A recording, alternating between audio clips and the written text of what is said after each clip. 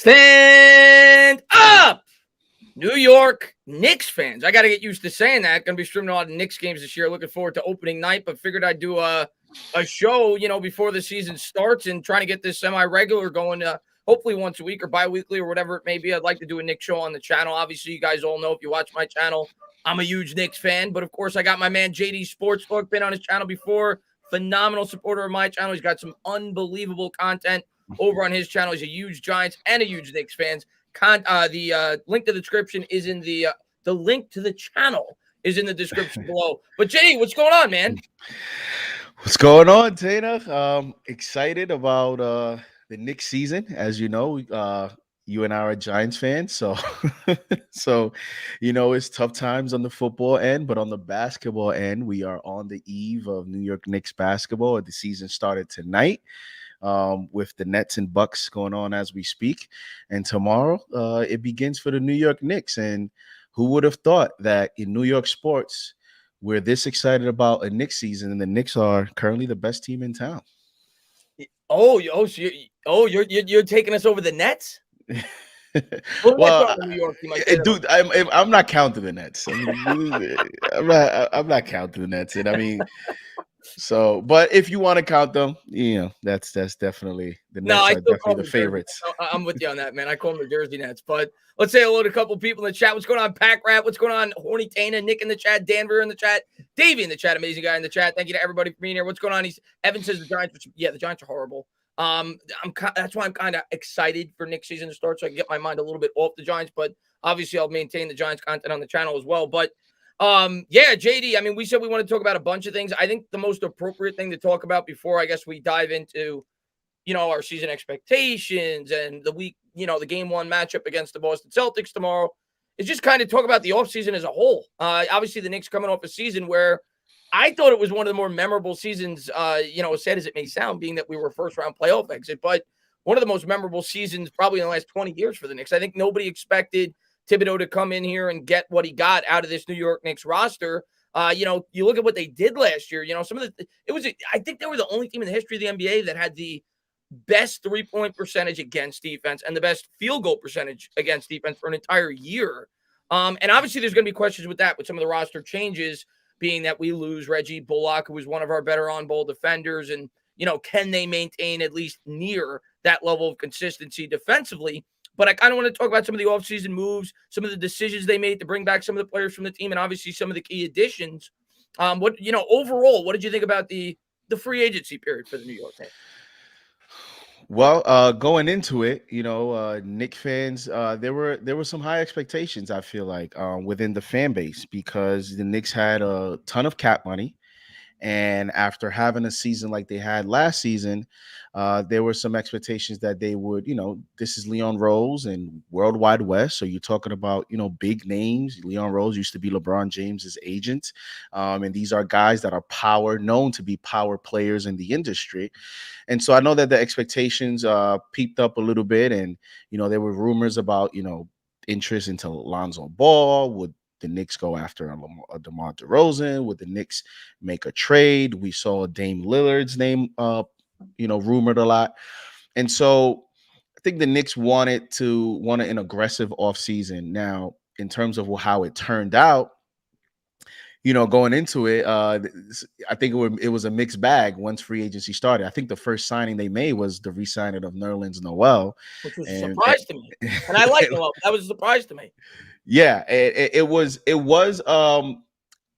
surprise to me as well, but not as much as many would think. Only for the simple fact that once it was announced, I figured, okay, I know where this is headed. And once Nerlens Noel was signed, I just figured, okay, this is Thibodeau wanting to maintain his defensive structure, maintain his defensive system, because he's mentioned it a lot of times that one of the key elements for him to have a successful defensive system is to have 48 minutes of rim protection. And in order to do that, you need two centers at that position that are rim protectors and shot blockers. And they have that with Mitch Robinson and Nerlens Noel. So I wasn't as surprised of that. The contract was all these contracts was a little murky at the beginning until they were later announced with details, and we found out that they had options in the last season. Kind of like they Then did a couple of years ago when they signed Randall and everybody else. They had the 1 year opt outs, the 2 year opt. So they kind of took the same approach. You want mute there, by the way. I don't know if you muted yourself or I muted. Hold on. You're good now. I'm I good now. must have done something. Yeah, you're good now. I don't know what I did. Yeah. And I think that that was part of the fan base's mixed bag reactions because as some of the signings, Alec Burks came thereafter, Derrick Rose, fan base was like, wait, what are we doing? Are we actually running it back? And then people were wondering, okay, is Elfrid Payton coming back too? Like who else? Oh my God. Yeah, because it was headed that way. Like they were re-signing every player that that was on the roster. So as every signing was being announced, people wondering, okay, does that mean Peyton is coming back? Does that mean Bullock is coming back? And I figured once they re-signed Burks, Bullock was not coming back. When I looked at the roster, I figured that one of those two would stay and the other would go. And then and then they went and got Fournier and Kemba, and that turns out to be basically the storyline of their offseason is we're running it back with the core of our bench and in Derrick Rose, and then we're adding two new additions to the starting lineup. Now, I think the Kemba thing came out of nowhere. I don't know that they went into the offseason targeting Kemba, which is interesting because how would have that point guard situation panned out? Would Derrick Rose be the starter right now, or would they have gone the trade route?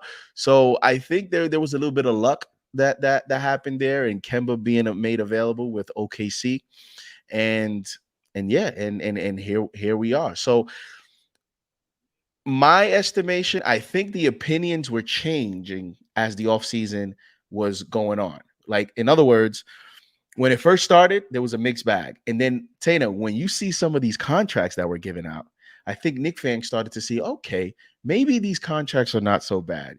You start seeing Lonzo get paid. DeMar DeRozan get all that money. Just yesterday, Jaron Jackson for the Memphis Grizzlies got a 4-year, $100 million contract.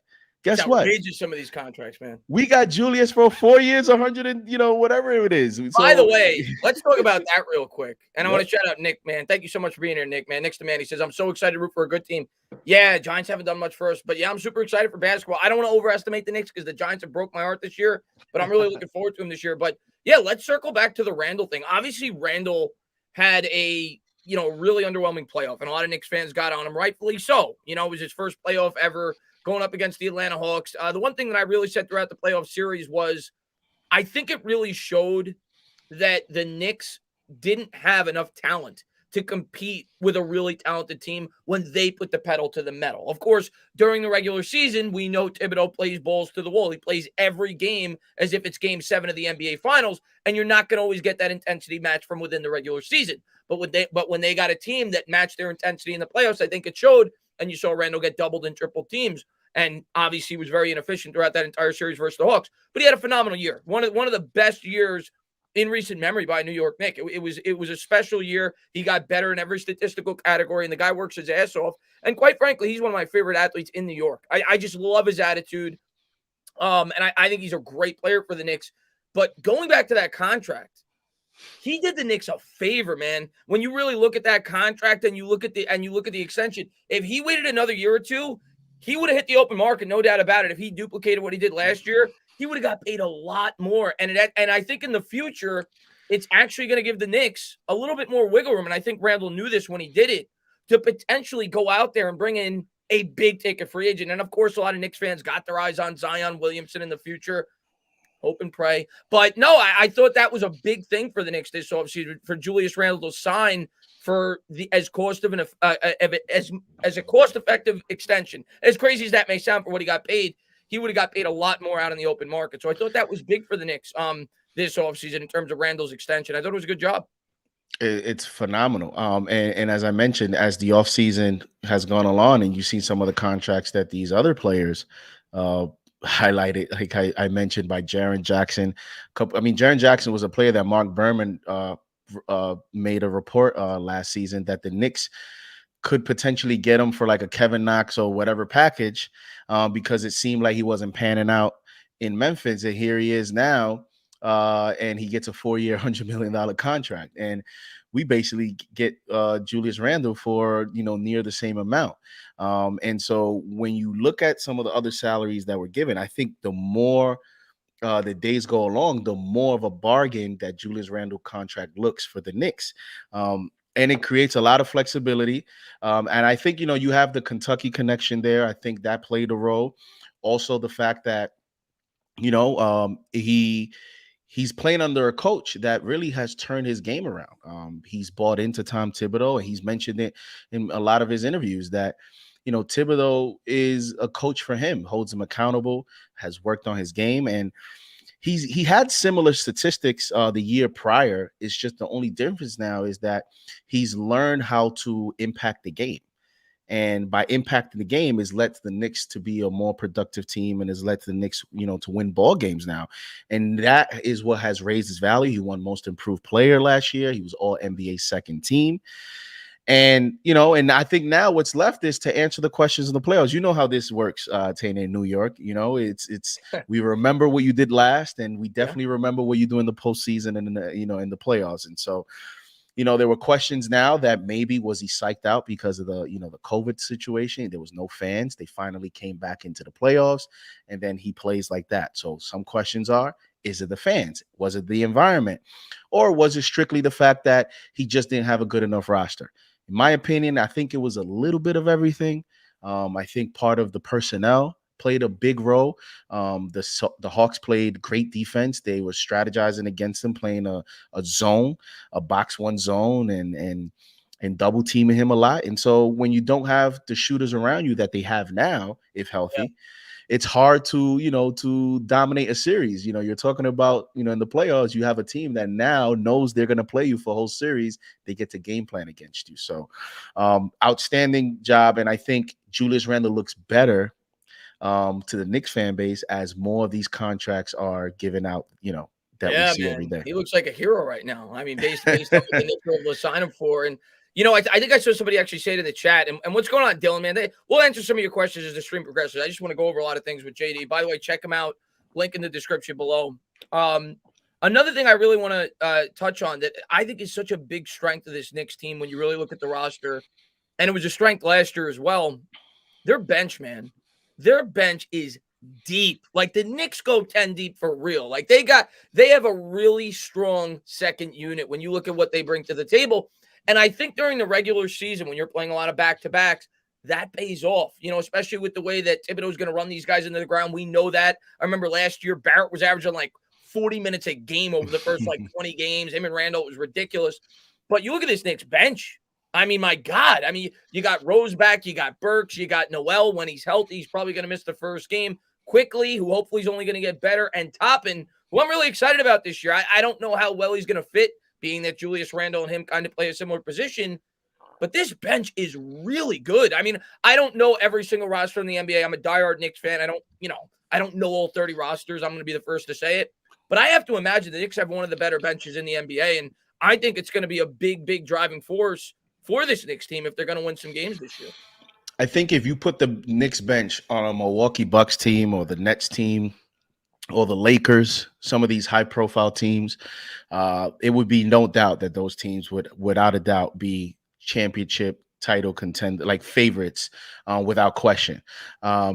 Because you can make an argument that the Knicks have the deepest bench in the Eastern Conference. I mean, when you look at, for example, the Miami Heat, who have Kyle Lowry starting, Kyle Lowry gets hurt. They have two options as a backup point guard. They either go with Tyler Hero or they're going with a guy named Gabe Vincent. You look at the Celtics, they signed Dennis Schroeder towards the tail end of the offseason, and they have him, and the backup is Romeo Langford or Marcus Smart. So, but guess what? Now, if Kemba Walker gets hurt, who's backing him up? Derrick Rose. And now we have a solid draft class behind that where we can go McBride or you can go quickly. So the Knicks have so many variations that they can play with because of the depth that they have. And I feel like it's also a balanced bench, Tana. You're talking about now when you look at Rose, IQ, and Burks, those are three guys that on any given night can go red hot and score 20 points. Tomorrow it could be Rose, and then the next game it could be Burks, and we've seen it. Or it could be quickly. The Knicks now have multiple guys that on any night can carry the offensive bench, offensive production, and then also they have athleticism. They can play fast with Obi Toppin. They have Derlis Noel to rim protect. The Knicks, I think, are pretty complete. Again, when you compare them to the other teams, the only difference between maybe the Knicks and the Bucks and the Knicks and the Nets and the Knicks and the Lakers is the Giannis superstar. Antetokounmpo is a pretty big difference. Exactly. Exactly. But but let me tell you, man, the bench, I'm with you, man. I'm absolutely in love with this Knicks bench. Nerlens Noel, again, I didn't expect Noel to be back. I'll be the first to say it, because Mitch was coming back, and I thought they were going to try to use the cap space in other ways, but I'm happy he's back. And Burks, to me, was terrific last year. They actually used Burks a lot. You were talking about the backup point guards. They used Burks a lot as the backup point guards to close out games last year. He's a versatile player. He's a guy that could create his own shot. And, we don't have too many players like that, but that's what I liked about the two guys we brought in. You think about that last year during the playoffs. We didn't really have many guys that could create their own shot off the dribble. Fournier and Kemba Walker could bring that to the table. And I just want to read Robbie's super chat real quick. He says, Randall's extension proves he cares about winning. That was my exact thought process. And I'm sure a lot of Knicks fans were excited about that as well. Thought the same way as well, rather, when they did that. But yeah, I think we got a lot of shot creators. And the other thing, when I was looking over, the shot attempts and the new offensive strategy by the Knicks this year, because obviously last year, the Knicks actually, I think, were the most efficient three-point shooting team in the NBA. If not the most, they were like top 5 in terms of efficiency. But they didn't jack up a lot of threes. They only shot 30 threes a game on average. And that kind of got, it was actually less than that over the first half of the season. And then they started to open up a little bit more. They have made a concerted effort during the preseason. And Thibodeau's even come out and said it, to become a team that's going to shoot a lot more threes this year. They attempted 52 three-pointers against the Washington Wizards in their preseason game. R.J. Barrett is averaging 6.2 three-point attempts throughout the preseason. Last year, he only averaged about 4 in the regular season. I'm excited to see how he progresses, and I want to get a lot more into Barrett. I love Barrett throughout this stream, but are you excited for this new offensive approach by the New York Knicks? Because I think they're going to look to stretch the floor. I want to get to the defensive end as well, because I think that's a bigger worry. Yep. But offensively, this team's going to put up some points this year. Yeah, and it all ties in together because, as we mentioned with the bench, I think that will allow them to stay in games. Even if in the last preseason game when they were down, 16 points, their bench was able to bring them back into that game.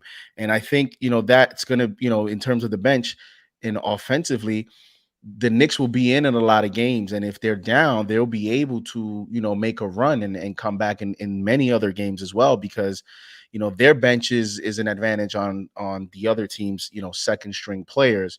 As far as the 3-point adjustment, Derrick Rose mentioned it in his press conference in one of the practice interviews. And he highlighted specifically that Thibodeau wants to shoot between 37 to 40 3-pointers per game, which would be a 33% increase if it's 4. Right. That's a lot. And last season, my math had it at 9 games that they shot 37 threes or more. Only 9 games, Tata. 9. So that goes to show you, the adjustment that they're looking to make. And here they have 4 preseason games, and they shot 52 threes in one game. Another game I have here, they shot 42 threes. Another game, they shot 37 threes. And the game against the Pistons, they shot 33 threes. So their low in the preseason was 33, which would have been their high last year. So it goes to, and I think it's also, it's a good adjustment because it doesn't sound like it's forced, because you're also adjusting to your personnel. Right? Like you're in a season now where you have the personnel to take those amount of threes with, the addition of Kemba, Fournier, even, I don't think they'll play much, but even the draft class with Grimes and McBride, quickly. He shot a ton of threes in the summer league. Yeah. Everyone. I think he averaged 9 3-point attempts per game in the summer league, Grimes. And I think it's, I think everyone is adjusting to this new approach of, let's shoot threes. Now, Thibodeau did mention clearly, and I think the only person on the roster that has a green light to shoot from the concession stand is Emmanuel Quickly. Like, it seems like Okay, I got to talk about quickly. First off, Hunter, man, thank you so much for being a Met fan. He says, I'm so done with the Giants, bro. Knicks better go 82-0. Don't worry about it. We're going to go 82-0, and then we're going to go straight to the finals. No, I'm not setting false expectations. I just want to make the playoffs. We'll see where we go from there. But Emmanuel Quickly is obviously a huge fan favorite by New York Knicks fans. Huge. You heard last, and I get it. We're so starved for a point guard. I've been watching this Knicks team my whole life, I don't really view him as a point guard. He's more of a combo guard. But I've been watching the Knicks my entire life, and we've never really had a stable point guard, right? I mean, I as a little kid, I remember Derek Harper. You had Stephon Marbury. That was a complete disaster. Jeremy Lin for about 20 games. Raymond Felton. Then we got Felton back, and he was 50 pounds heavier. Like, we've never had a consistent point guard. So I get when New York Knicks fans get excited about Quickly. It bothers me sometimes, and I hope he matures, and I think he will. He was a rookie last year. You talk about how he's got the option to chuck it up from the hot dog stand or whatever you said. His shot selection last year, there were times where I'm streaming the game and I'm pulling my hair out. I like it, when it goes in, but I think he's got to get a little bit better in that area, and he's got to become a little bit more efficient of a shooter. But I'm really looking forward to seeing him progress as a player in year two. And so here's my theory on it. I think, with Quickly, there's a lot of debates within the fan base. There's the debate of, is he a playmaker? There's the debate of, is he a point guard? Then there's the debate of, should he have the green light the way that he does? What about his shot selection? How good can he be? What's his ceiling? So he's an early, like, polarizing player, and I think that it's obvious that Thibodeau has allowed him to, what they would say is be himself, because even when you watch the games, I've seen a lot of times you shoot these threes that will be questionable shots, and it seems like if Thibodeau will only be upset if he does it early in the shot clock, but if he does it within the offense, he doesn't mind him shooting the threes that he does. I think that he is a combo scoring guard with the potential to have point guard abilities. I don't think he is a point guard. I just think he has point guard abilities. And in this off season, in summer league, for example, he got the nod to play point guard, and he showed some abilities there. He had a few 7 to 8 assist games, and I think that is in preparation in the event that, which could likely happen, you can have a situation where Rose or Kemba are either out for an extended period of time, or both. Where they're both out. Let's be real. Like, those guys are. You cross your fingers. It's like Kenny Galladay on the Giants. You cross your fingers that those guys could stay healthy. Right. And so, they have experimented with that a lot in summer league, where they gave him the keys to the point guard. Now, I know people's going to say summer league, but that's not the point. The point is that they want him to build those awareness and those abilities for emergency situations. And that is my belief, why they want him to, learn to be a point guard, because, he may have that opportunity. He may have to spot start a few times this season to cover up for some either load management or injuries that could happen at that position. Now, in terms of his ceiling, for me, it's hard to say, because if he is a high scoring guard, these guys are starters now in this league, and I think he's a 6-man, spark plug off the bench, 3-point shooter, with the ability to just get hot at any time. In terms of his shot selection, Tana, I just think it's a New York thing as well. It's also the new NBA. I'll be the first to say. The new, yeah. If Dame Lillard was here, I'm telling you, Tane, if Dame Lillard was here with some of those shots that he shoots on a daily basis, I'm telling you, the nights that Dame Lillard will have an off night, New York will go haywire, because that would be the first thing they would criticize.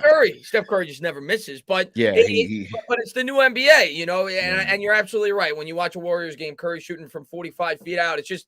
And this year, maybe it'll be a little bit more acceptable, being that the Knicks are going to be, such a high-flying team in terms of shooting three-pointers. But that's just the one part of his game that I'm not in love with. Overall, I love Quickly. I think that there's time. Like, if I'm going to be, I guess, a little bit critical of his game, and he was a rookie again, there's times his floater's great, by the way. I always say floating and gloating. I think, Yeah. when it goes in, it looks great. But Right. I think there's times where and like I said, he's a rookie, but it just seems like he's not under control and he doesn't know what he's going to do next with the ball when he's approaching the rim. And I just want to see him mature and grow as a player this year. The other guy that I really want to talk about is the other rookie that we drafted last year. And I want to get into him in 1 second. John, man, what's going on? Tana, JD, we back. IQ floater going to be even better this year. Can't wait, man. I can't wait to see IQ's floater this year. Let's talk about Obi Toppin. Obi last year was really, really underwhelming for like the first, I'll say 75 to 80% of the year. Mm-hmm. As the year progressed, he started to look like he got a little bit more into the flow. And I'll even go as far to say that I actually thought Obi was looking like he was growing as a player when we initially got Derrick Rose. When Rose was with the second unit, it looked as if Rose and Toppin had pretty good chemistry. And then Rose got COVID, and he was out for about a week. And then I think when he came back, he was in the starting lineup, if I'm not mistaken. And it just looked like Toppin kind of lost his flow again. But as the season wore along, it looked like he was maturing as a player a little bit. Like I wasn't doing the sign of the cross every time he shot a three. He was starting to knock down some of his threes, and he actually played pretty good in the playoffs. The thing that I worry about with Obi Toppin is, does he fit? How does he fit with this roster? Because I think when the Knicks drafted Obi, they assumed they at least thought it was possible that Randall wasn't going to be in the long-term plans. And then Randall, of course, had the great year that he did, and then they gave him the extension. What do you see Obi's role being on this team? And do you see him being a guy that could carve out a niche for this team long term? The long term thing is still to be that's a very interesting it's a very interesting question, because this is a business, and at the end of the day, he's a lottery pick. He's a top 10 pick. And he didn't average many minutes last season, and you're talking about an older rookie. Like, this is not a 19-year-old that you project to be in his prime in a decade. Like this, he's 24, 25 already. And so with that being said, from a business standpoint, I know Obi's looking at this situation like, I'm going to be a team player now. I'm a rookie. I'm in my rookie contract. But as I've told a lot of close friends, there's going to come a point where, he's going to want to get a chance to get more minutes, get a bigger role, get more opportunities. Because at the end of the day, like I said, he has an agent next to him. He has a family, and these guys come in as rookies and as lottery picks. And yes, they'll be team players at first, and they'll come off the bench. But if they believe, and his advisor, his agent, programs him to think that, hey, you can be a starter in this league, and you're a lottery pick, and this is the type of money you can get on your second contract, then guess what? That player may one day say, well, if they're not going to commit to giving me a bigger opportunity, if they're not going to find a way to make me a starter or give me extended minutes, then I need to find an opportunity or a place that will give me that. And the investment in Julius Randle now, brings into question that long-term perspective of what is Obi's future role. Now, in terms of short-term, his role, if we look at the rotation and we look at the fact that Thibodeau wants to have 48 minutes of rim protection, then his only role right now would be as a backup four. However, we'll see. Because in preseason, a few times, Thibodeau played a little bit of small ball, tried to experiment a little bit between him and Randall. So is that a future thing that we'll see for a little bit? We'll see. I think Thibodeau has to find creative ways to get him more than 11, 12 minutes. I mean, he has to creep up this season, in my opinion, to around 16, 18 minutes, and then go see where he goes from there. Now, in Summer League, he had a pretty good summer league. He averaged 21 points, 8 rebounds. He shot 45% from the field. He shot 34% from three. So he has made a major improvement so far in terms of awareness. Now, before you keep going. Yep. And I want to give a quick shout out to still Knicks fans, by the way. I got to meet him. I think he's got a podcast. I got to meet him at Sims meetup. I saw him pop in. He's got a YouTube channel. I think that's Ron. Shout out to him. He's a great guy. I got to meet him at Sims draft party, so I want to give him a quick shout out. But yeah, I don't want to get too carried away with the summer league performance because we know as Knicks fans we've fallen victim to that with Kevin Knox before. And I remember, when Kevin Knox had. It seems like every year Kevin Knox is like in the past is like the best player in the league in summer league, and then he does nothing. And I know he had a pretty big preseason game this year. Knicks fans are getting excited again. I'm like, calm down, guys. I don't expect much from Kevin Knox, but I'm with you, man. There's been so many times, and I think it's what I worry about with Obi Toppin, because I do think Obi Toppin has some potential. But there's been so many times the Knicks just have not been able to develop their young talent. And I don't even know if I want to call it talent because they've all been busts. Frank Ntilikina, Kevin Knox, so on and so forth. It's a big worry of mine, And if I could go back in time, I'd be lying to you if I told you that I wouldn't prefer Halliburton at this point. I mean, I think he probably would have been a better fit, knowing how Randall took off with the Knicks. But I like Obi. I still think Obi could be a good player. He's got to get better. He's got to improve his jump shot. But that's what I worry about more than anything else is how is he going to carve out enough minutes with this team? And we know based off of last year, Tibbs doesn't care. He's going to play to win every single game. He doesn't care about, in terms of growing younger players. He's about the here and now, which I like. Obviously, I love Thibodeau. Hopefully we all love Joe Judge too. So hopefully and Obi has shown in terms of noticeable improvements that he's shown, whether it's in the offseason, summer league and preseason, that so far he's on good ground. So going into the season, he does have.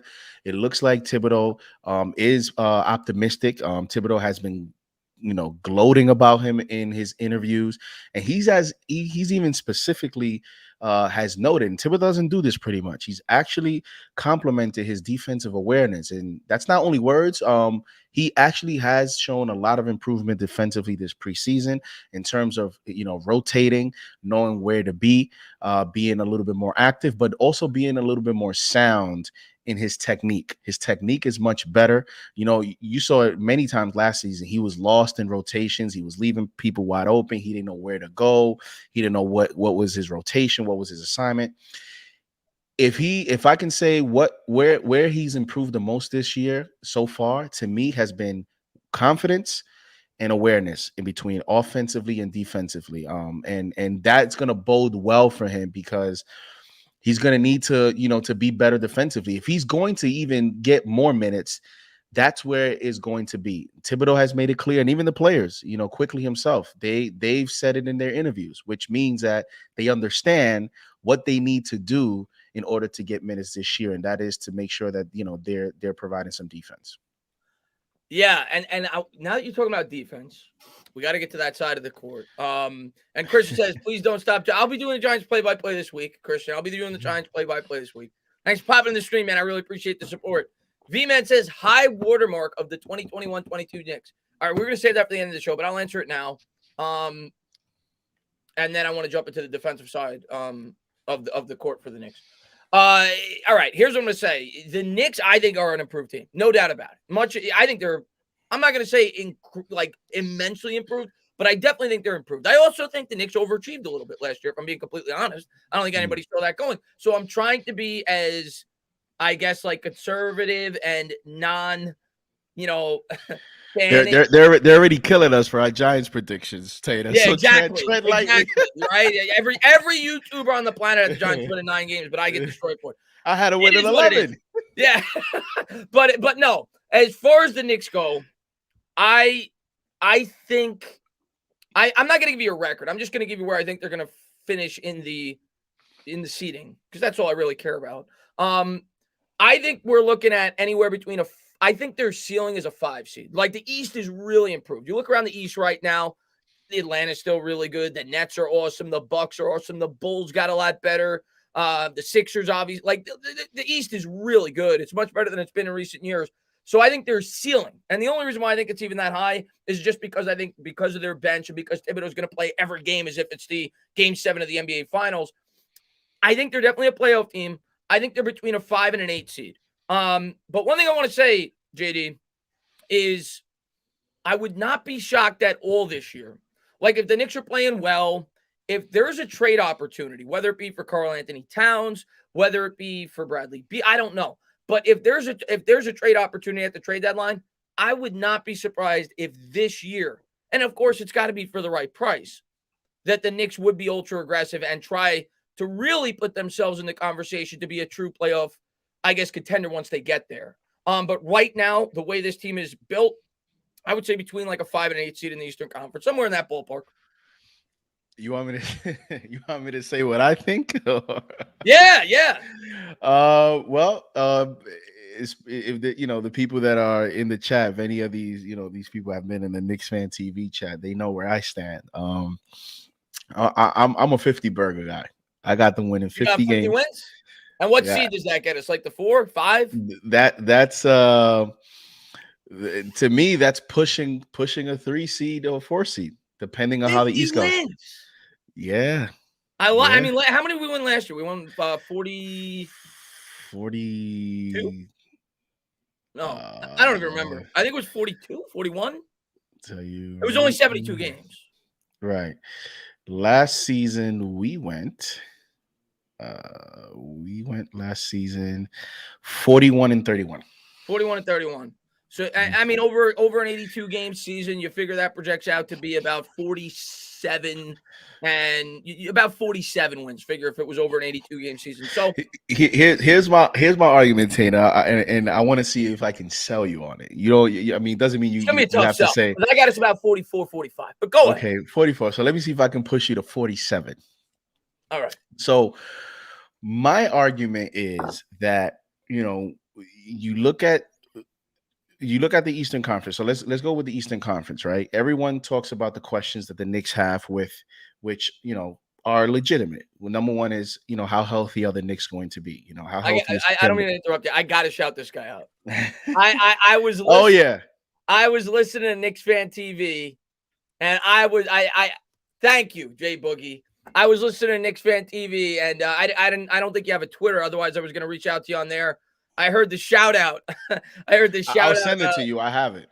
Yeah, the shout out song. He's got a great song, and he shouted me out at the end. So I had to, when I saw him pop in, I had to absolutely say thank you for that, Jay Boogie, man, and thank you for all the support, man, on the channel, man, and keep doing what you're doing over there, man. Yeah, he definitely had wanted me to to make you aware of that, because he didn't have your contacts, so that you can listen to the song. I appreciate it. Yeah, and I mean all the channels, Sports Vibes TV, all these other channels, they've played it on their live streams, and it's it's something that's really going around the Knicks community. So what a great way to start the season. And with the record, when we look at so the questions that the Knicks face, right? They're legitimate. Health, how healthy is the point guard situation going to be with Kemba and Rose? We got that. Mitch, Noel, he's already out tomorrow, right? Fine. Then you talk about defense. Their defense, the perimeter. You go from Peyton and Bullock to Fournier and Kemba. Legitimate questions as well.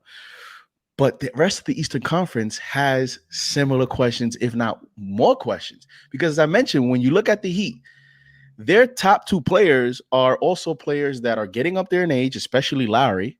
And Jimmy Butler has an injury history. He has a history of also being load managed. So they're also top heavy. If they're out, where's their depth? Right.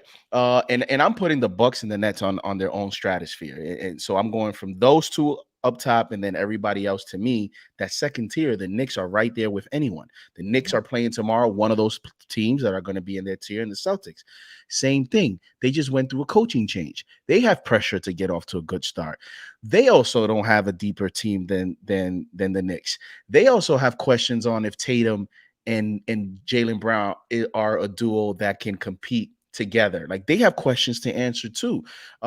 Sixers with Simmons, he's walking out of practice today. He's walking out of practice. Doc Rivers is telling him, hey, why don't you play some defense? And he's like, no, I don't want to. And okay, go home. And now he's suspended.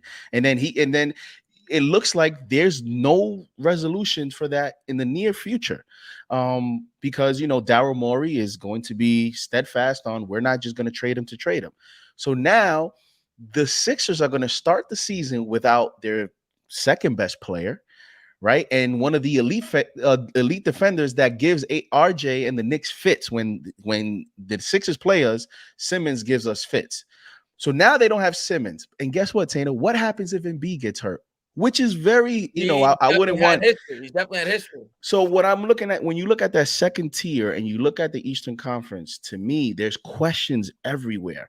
And the Knicks are the deepest team out of that bunch, as well as, and this is the main reason why, there's no coach in the Eastern Conference that's going to coach every game like Thibodeau. I'm not saying he's the best coach, but what I am saying is that's part of the reason. Let me just read Tudo real quick. Tudo's the man. Tudo. Salute, Chris. Stop by your office to pay our proper respects. And for all Giants fans around the world, slap all stinky Eagles fans losers on the way out. What's going on there, Sports Vibe as well, man? I know you work with him a lot, man. What's going on, man? Thanks for popping in the stream, buddy. Yep. Go check him out too.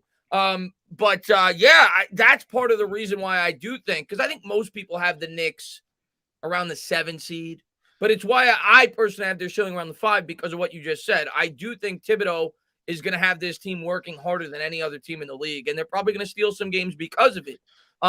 To me, if they win 50 games, man, I will be thrilled. But at the end of the day, you know as well as I do, JD, it doesn't matter what seed the New York Knicks get, whether it's the 3 seed, the 4 seed, the 5 seed, the 6 seed, the 7, or the 8. New York Knicks fans are going to want to see progress in the playoffs this year. We need to see progress this year with this team. But I'm with you, man. I think 50 wins is possible?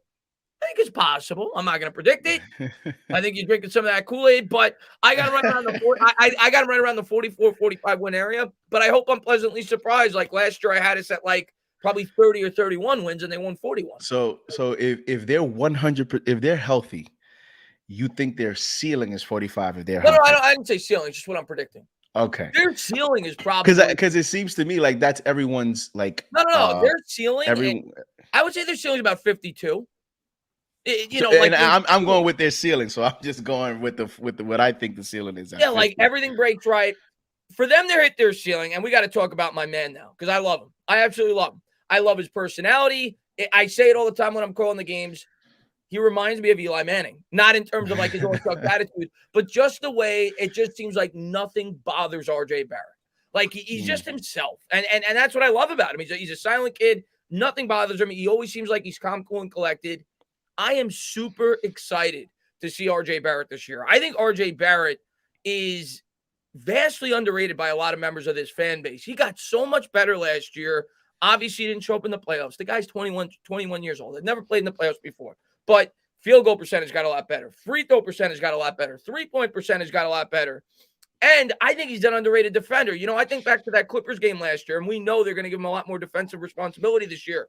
But I think back to that Clippers game last year, he was locking down Kawhi Leonard. And I think RJ Barrett under Tom Thibodeau could learn to be a really good defender. But if the Knicks are gonna hit that 50 burger, like you said, RJ Barrett is gonna have to take a big step up this year. Like probably a borderline all-star if the Knicks are gonna reach that level. Do you see that kind of growth with Barrett? And do you think the additions on this team, the Kemba Walkers of the world, the Evan Fourniers of the world, which you have to think are gonna help stretch the floor, could make him an even more efficient scorer? Because obviously now you got to, defend more against the three-pointer. Maybe he gets more open lanes going to the rim. Another thing about RJ Barrett that has bothered me in terms of his game, and I like a lot of his game, he always seems to get stripped when he gets near the rim. Like the defender's always able to poke it out. So I think he needs to get much better in that area. But overall, I think Barrett is in line to have an even better jump this year. I don't know how much his statistics will be impacted, though, in terms of his points, because I think he's going to be asked to do a lot more in the defensive end. But do you see RJ Barrett taking another big step up this year? And that's a question that, when you have conversations with Knicks fans, it seems like, there's pretty much divided into what everyone evaluates or what they're going to see, what that jump is. Like, what does it mean? That jump. Are your expectations all-star? Is that your expectations? Are your expectations, you want him to now be a 22 to 24 points per game scorer? Or is it defense? Is it shooting? It seems like everyone has a different perspective on what that means for RJ Barrett this season. For me, I think that he can. I mean, the early results in terms of preseason is that it looks like he's going to get more open threes, more open opportunities because of the spacing. That first game of the preseason, the spacing was unbelievable when, with Kemba and Fournier next to him. And, it looks like he is going to continue to ascend his 3-point efficiency. That was one of the question marks. We're talking about a guy that came into the league not known to be a shooter and made a pretty big leap from year 1 to year 2 in 3-point, efficiency. And when you make that much of a leap, when you have a 12 to 13 point, increase in free throw shooting, in field goal shooting, in 3-point shooting, the next question around the NBA is, was that a fluke? Was it a fluke? Yep. How legitimate is this? Let's see. Let's see if this is real. I honestly don't think it was. I'm going to tell you why. It doesn't look like it. I saw it in his rookie year, and I know his percentages were not high. I get it. But his form always looked crystal clear to me. It looked like he had a really good, in terms of his form on his jump shot. So I always thought that was going to improve. So I don't think it's a fluke. And I really do think RJ Barrett is going to mature more as a player. But like I said, because I think he's going to be asked to do a lot more on the defensive end with Reggie Bullock leaving the team, he may still only average 18 points a game because he's going to be asked to guard the best player on, I would think, on a night in, night out basis. And obviously he's going to be asked to do a lot more work on the defensive end. But I think Barrett's going to have a really good year. Yeah. I mean, preseason, he went 4 for 6 from 3. He had a game where he went 1 for 5. That's not a great night. 4 for 8, 50%, and 3 for 6. So he was right there at the same percentage within 4 games that he was shooting last season. So that's encouraging because, again, I know it's preseason, but it's still games, and it's still 3-point shooting. And if you're making it, it amounts to something. It's has some type of meaning. And then this season, as we mentioned, he's going to get more of those opportunities, and it looks like he's going to get, more open opportunities, because when you look at the Knicks offensively from a starting 5 standpoint, and I'm a defense, I'm the opponent, in the case tomorrow, the Celtics, what you're going to see is teams are going to cheat a little bit, and they're going to see if RJ's 3-point shooting is legitimate. So when you look at how do we stop the Knicks, you have to contend with Randall, you have to contend with Kemba, and you have to contend with Fournier shooting. And then Mitch Robinson is an alley-oop or pick and roll, threat. RJ is the guy that I kind of want to test and see, okay, let's see what type of night he's going to have. So he is going to have to answer to that. I think he's ready. Where I think he's going to show the most improvement is going to be on defense.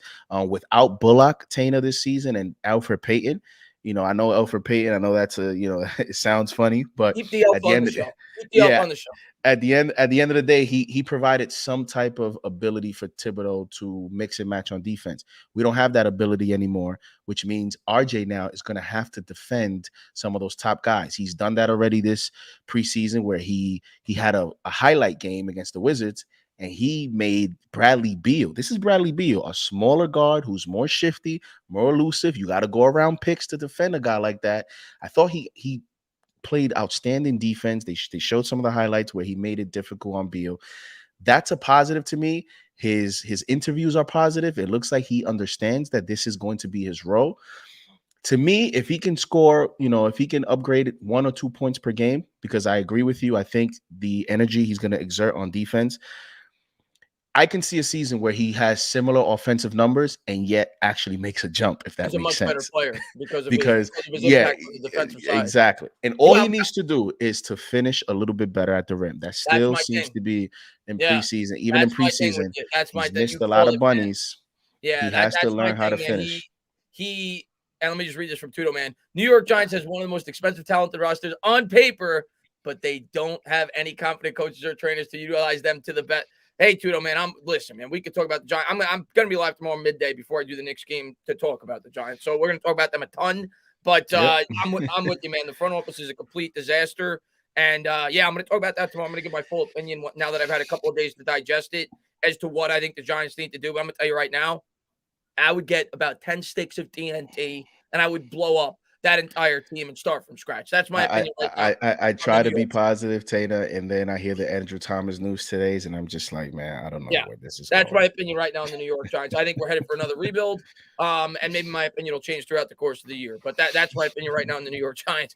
In terms of the defensive side of the court, though, and by the way, I want to say hello to Delano. I saw that he popped in, man. What's going on, Delano? Delano's a long-term longtime subscriber of mine, huge Knicks fan. Glad to see him in here, man. Looking forward to calling some Knicks games this year. Hopefully you're in some of the streams. The defensive side of the court this year is, I think, what Knicks fans worry about more so than the offensive side, in terms of not that I think we're going to be a bad defensive team, but obviously like last year, it was like historically good. Like the only defense in the history of the NBA to have the best field goal percentage against and the best 3-point percentage against. Like it was ridiculous. And the New York Knicks had, you noticed last year that the New York Knicks almost were selective. Like they almost gave open threes to a lot of their opponents because they knew that these guys were not high efficient shooters. So they kind of picked their battles, so on and so forth. But this year, you lose Bullock. A lot of people worried about, obviously, Kemba Walker's defensive ability. Evan Fournier, like you said before the stream, is a willing defender, but maybe not the most gifted defender on the planet. Mitch Robinson coming back. We have to talk about him as well because I'm super excited about the block nest monster coming back for the New York Knicks coming off the injury. I think he could be a huge X factor for this team. But overall, do you worry about the defense not, having a significant drop-off from last year?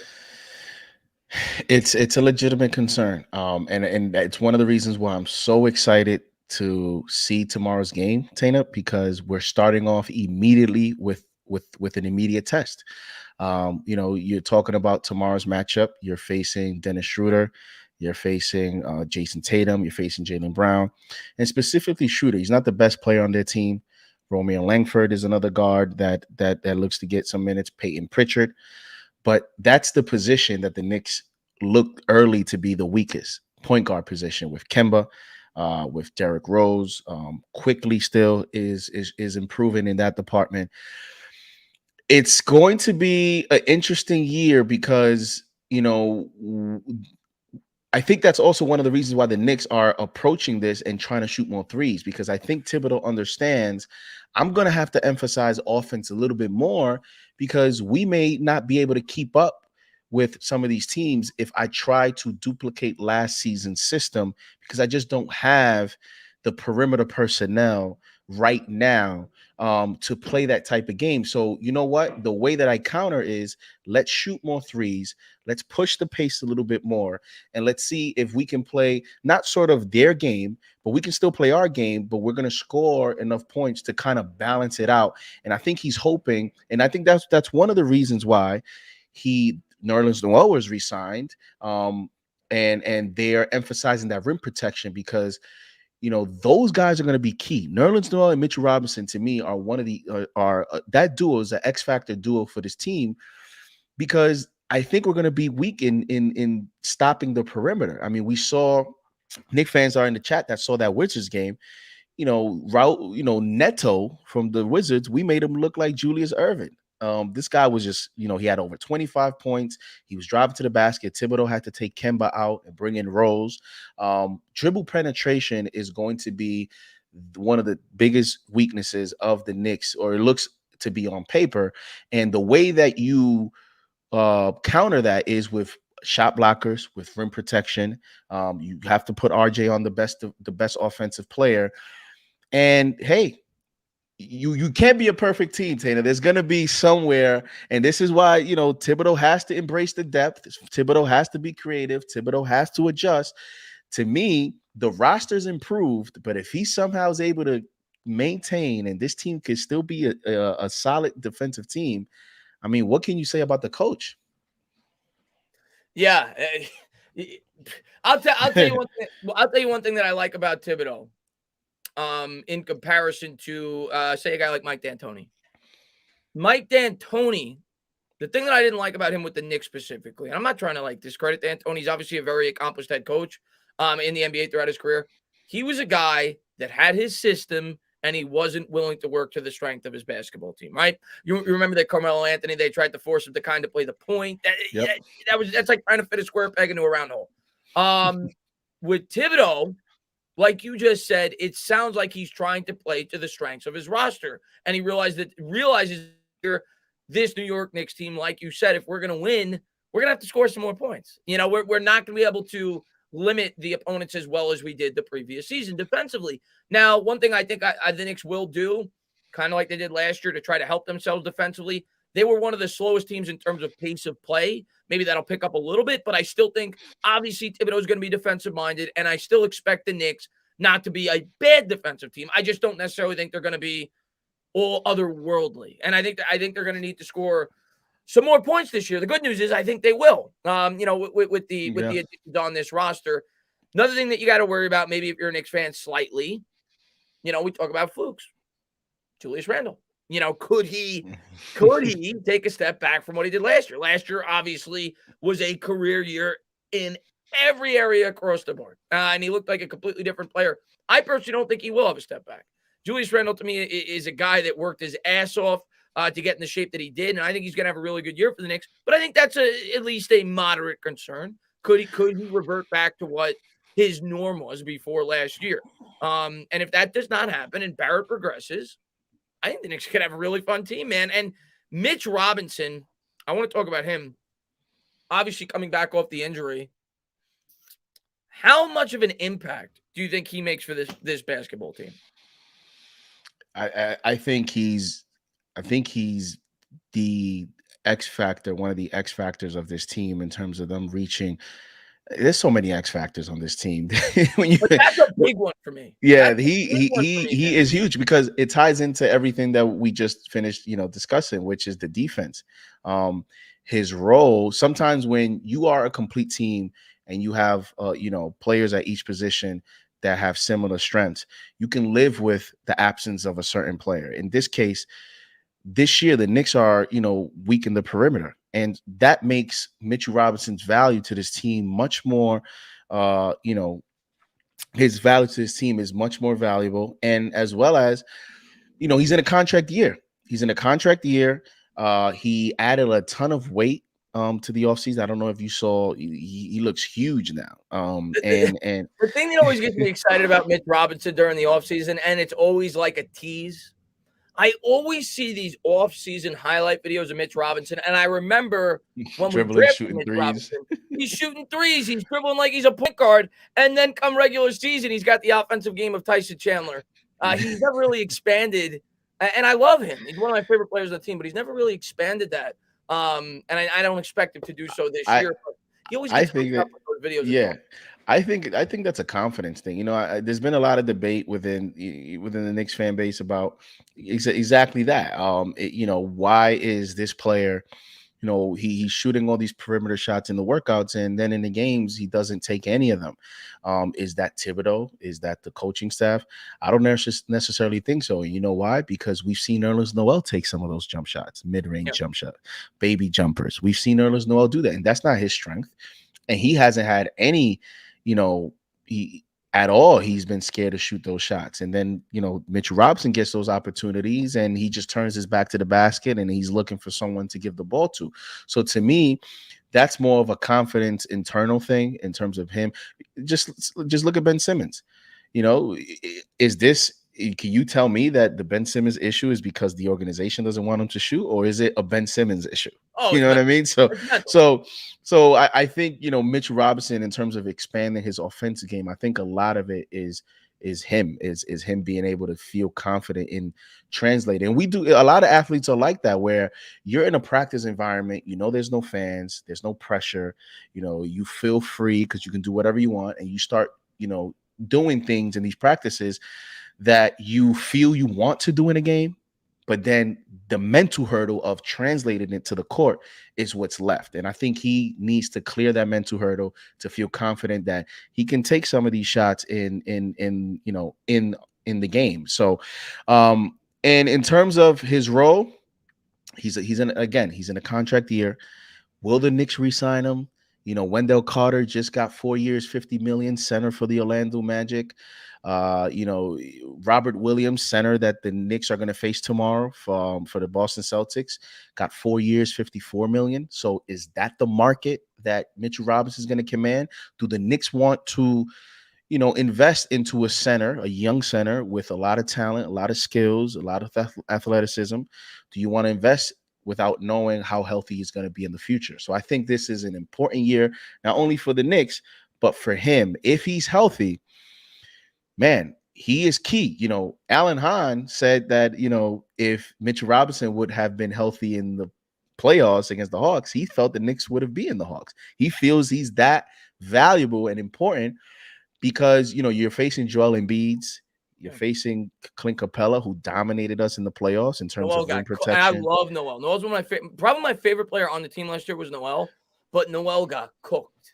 Yeah, and no, yeah, and Noel is a good shot blocker, but he's not a good pick and roll defender. A lot of people think that shot blockers are great defenders. A lot of people think that perimeter guards that get a lot of steals are great defenders. That's just a skill. Doesn't mean that you have the whole arsenal. And Mitchell Robinson does.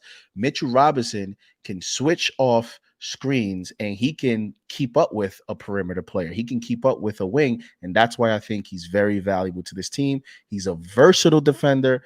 He is athletic, and he's a very strong shot blocker. So I'm excited to see what he does. Will he even start tomorrow? He came back. He only played one game. And it was only about 25 minutes or so. Let me tell you this. So he played the last preseason game, and before the game, they asked Thibodeau about Mitchell Robinson, and Thibodeau announces Robinson's going to play. And they say, well, what's going to be his role today? And he says, well, he's going to be very limited. He's just going to get his feet wet. He's not even going to start. So everyone's thinking, oh, he's going to play 10, 15 minutes. He plays 27 minutes. Yeah. So Thibodeau, after he just said in pregame that he's going to get his feet wet and he's going to be very limited, in Thibodeau's mind, getting your feet wet is playing almost 30 minutes. A full game's worth of minutes. Playing a full game's worth of minutes. A 7-foot center coming off foot injury. Off a foot injury. So, so that goes to show you, how Thibodeau thinks about, conditioning. So it'll be interesting to see if he starts tomorrow and what type of game he'll have. I can't wait to see it. And I think that's an interesting point this year that because Thibodeau's we'll talk a little bit about Fournier as well, like Nona, but Thibodeau's MO since he's been in the NBA, and one thing that I really worried about, especially when you saw the minutes that Barrett was getting at the beginning of the year, Randall was getting at the beginning of the year, was that he does run his players into the ground, and that they wear down over the course of the year. Over the course of the year. This year, there's 10 more games, so it plays a little bit more of a factor throughout the year, and that's something I'm definitely going to be looking at as well, not just with Mitch, but all the players. Is how is Thibodeau managing these minutes throughout the year, because you need these guys to stay fresh throughout the course of the season. And the Knicks aren't really a team like the Lakers or like the Nets that could afford to have load management. So I think that's going to be an important factor in this season as well. How is he going to manage some of these minutes? The good news for the Knicks, I think they're really deep. So I think, I don't really see Kemba getting more than 25, 26, 27 minutes. Same thing with Derrick Rose. I think they're really deep, so I don't think they'll run the majority of these players on the ground. But I think it's something that is at least a little bit of a concern of mine as a Knicks fan going into the year, especially being that now it's a full season. It's going to be a concern. It's going to continue to be a concern, Dana, if that's the way you're thinking, because I honestly don't think he's going to change anything. And I've been telling Knicks fans this. All you have to do, Thibodeau is not hard to read. Just read between the lines, listen to his interviews, listen to his remarks, listen to the key words. Not only him, but then listen to what the players are saying. Derrick Rose is saying, listen, I'm okay. I'm going to play. Kemba Walker has been consistent. He was just on a podcast with Zach Lowe of ESPN, and he said, listen, the Knicks came to me and they said, I'm going to be a big part of the decision-making. And as of right now, I don't feel restricted. I'm ready to go. I'm not ready to sit right now. And when you hear players talking that way in terms of buying in to Tibbs's way of managing the games, and then Tibbs, to me, that just tells you nothing's going to change. And I think that Randall will continue to play a lot of minutes.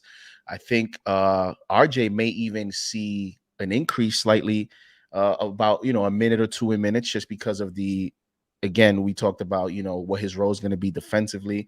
And, if you have, let's say Tatum play, 38, 39 minutes tomorrow, he might match exactly that to match up against the Celtics. So, and then in the case of Kemba, because I know that's what people are waiting to see. How will Tibbs manage Kemba and Derrick Rose?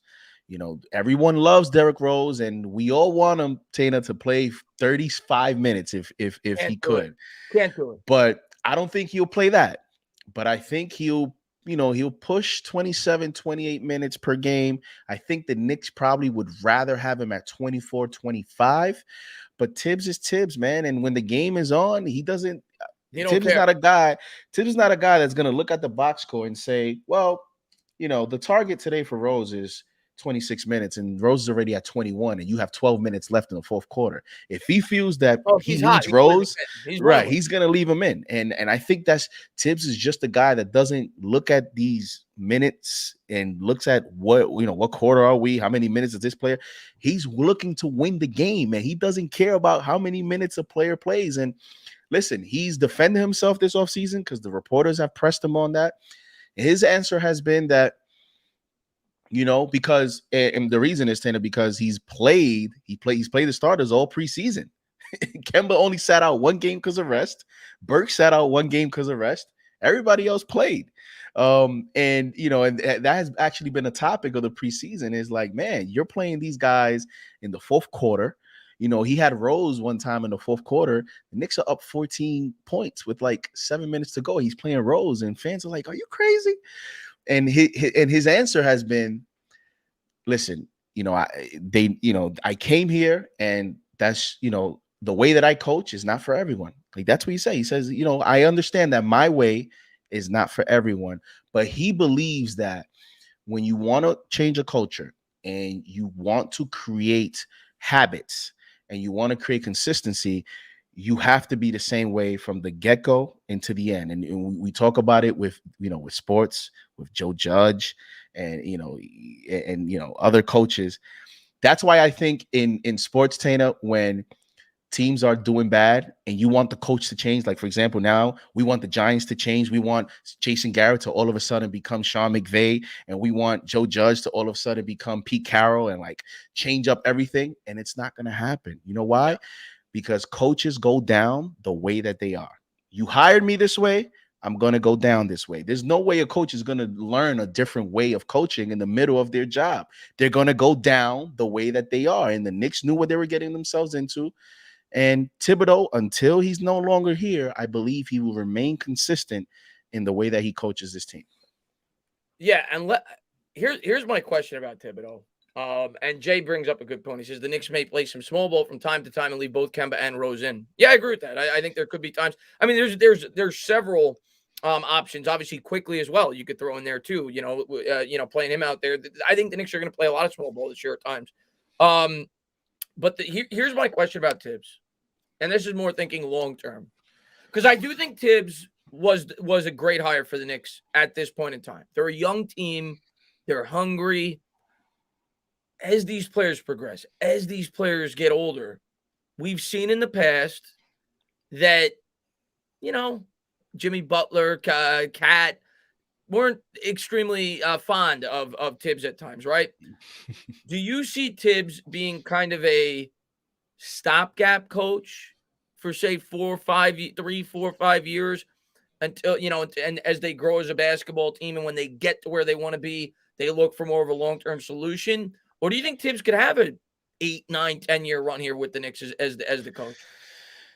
That's going to be interesting because he's like 60. I think he's 65. Yeah. He don't look 65, by the way. Yeah, and like 50. He looks pretty good. And I think was this year 2 of a 5-year contract.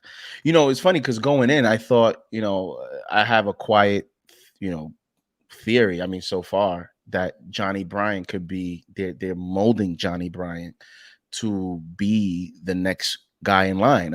Johnny Bryant was offered, a job at Utah, and he didn't take it. I thought that was, that went under the radar, but his title is assistant head coach, and Thibodeau didn't pick Johnny Bryant. Thibodeau has no relationship with Johnny Bryant, and that was a Leon Rose hire. So it looks like there's some structure to some of the decisions the Knicks have made with a long-term view at this. And Johnny Bryant is a young coach in his, his late 30s. He has a relationship with some of the young players of today. Donovan Mitchell is one of the notable guys because he came from Utah.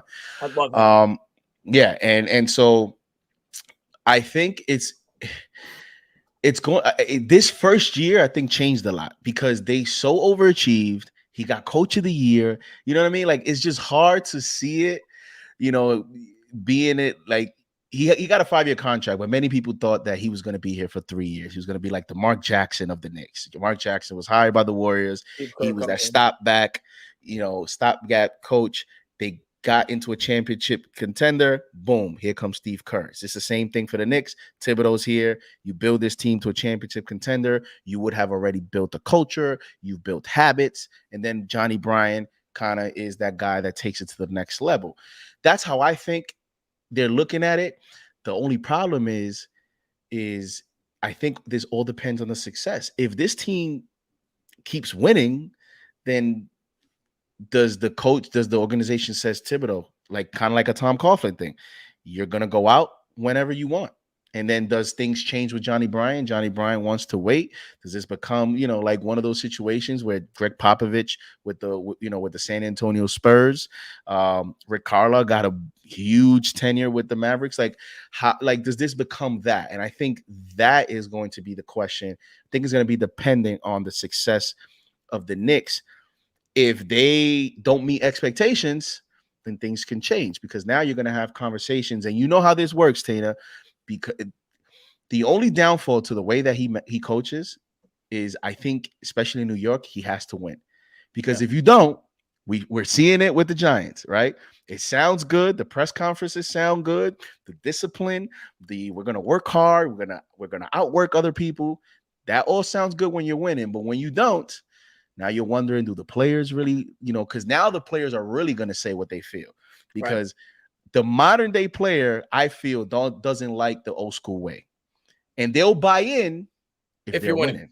Yeah. And if you're not winning, last year they won. Change. But you're absolutely right. I think Thibodeau, it'll be interesting. I like Thibodeau a lot. I really like the hire when they made it. But it'll be interesting, as his career progresses, because this year, based off the year he had last year, nobody saw that coming. Now people are going to expect improvement. They're going to expect a better team, and if he falls short, well, I'm telling you, how New York fans are. Even last year, they overachieved. He won Coach of the Years, and a lot of the fan base, people, not Thibodeau specifically, but Knicks fans were acting, going crazy when we lost. He makes no adjustments. Maybe he outworked the players and they ran out of gas in the playoffs. Like, all these theories come out into the limelight. And I think now with an improved roster, I think expectations are higher, and he's going to be watched, how he manages the team, but also what he does in the playoffs. Apparently the Nets are getting killed. So that's always good.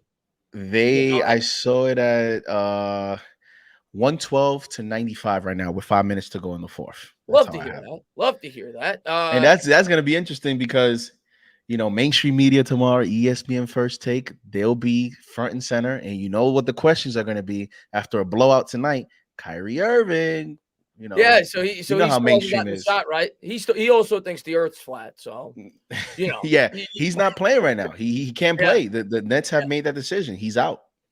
Yeah, so it'll be. I'm sure interesting year to start. I'm sure the Nets will get it together, but it's some drama before the start of the year, and they'll coast throughout the year and probably get a 2 or 3 seed in the East. How about that, Tana? The Nets have drama. The Sixers have drama. There's drama everywhere. And the Knicks, we're just waiting to see the basketball game. Like, I can't believe we're really, like, this is really, I just feel weird even saying that, because I'm not used to that.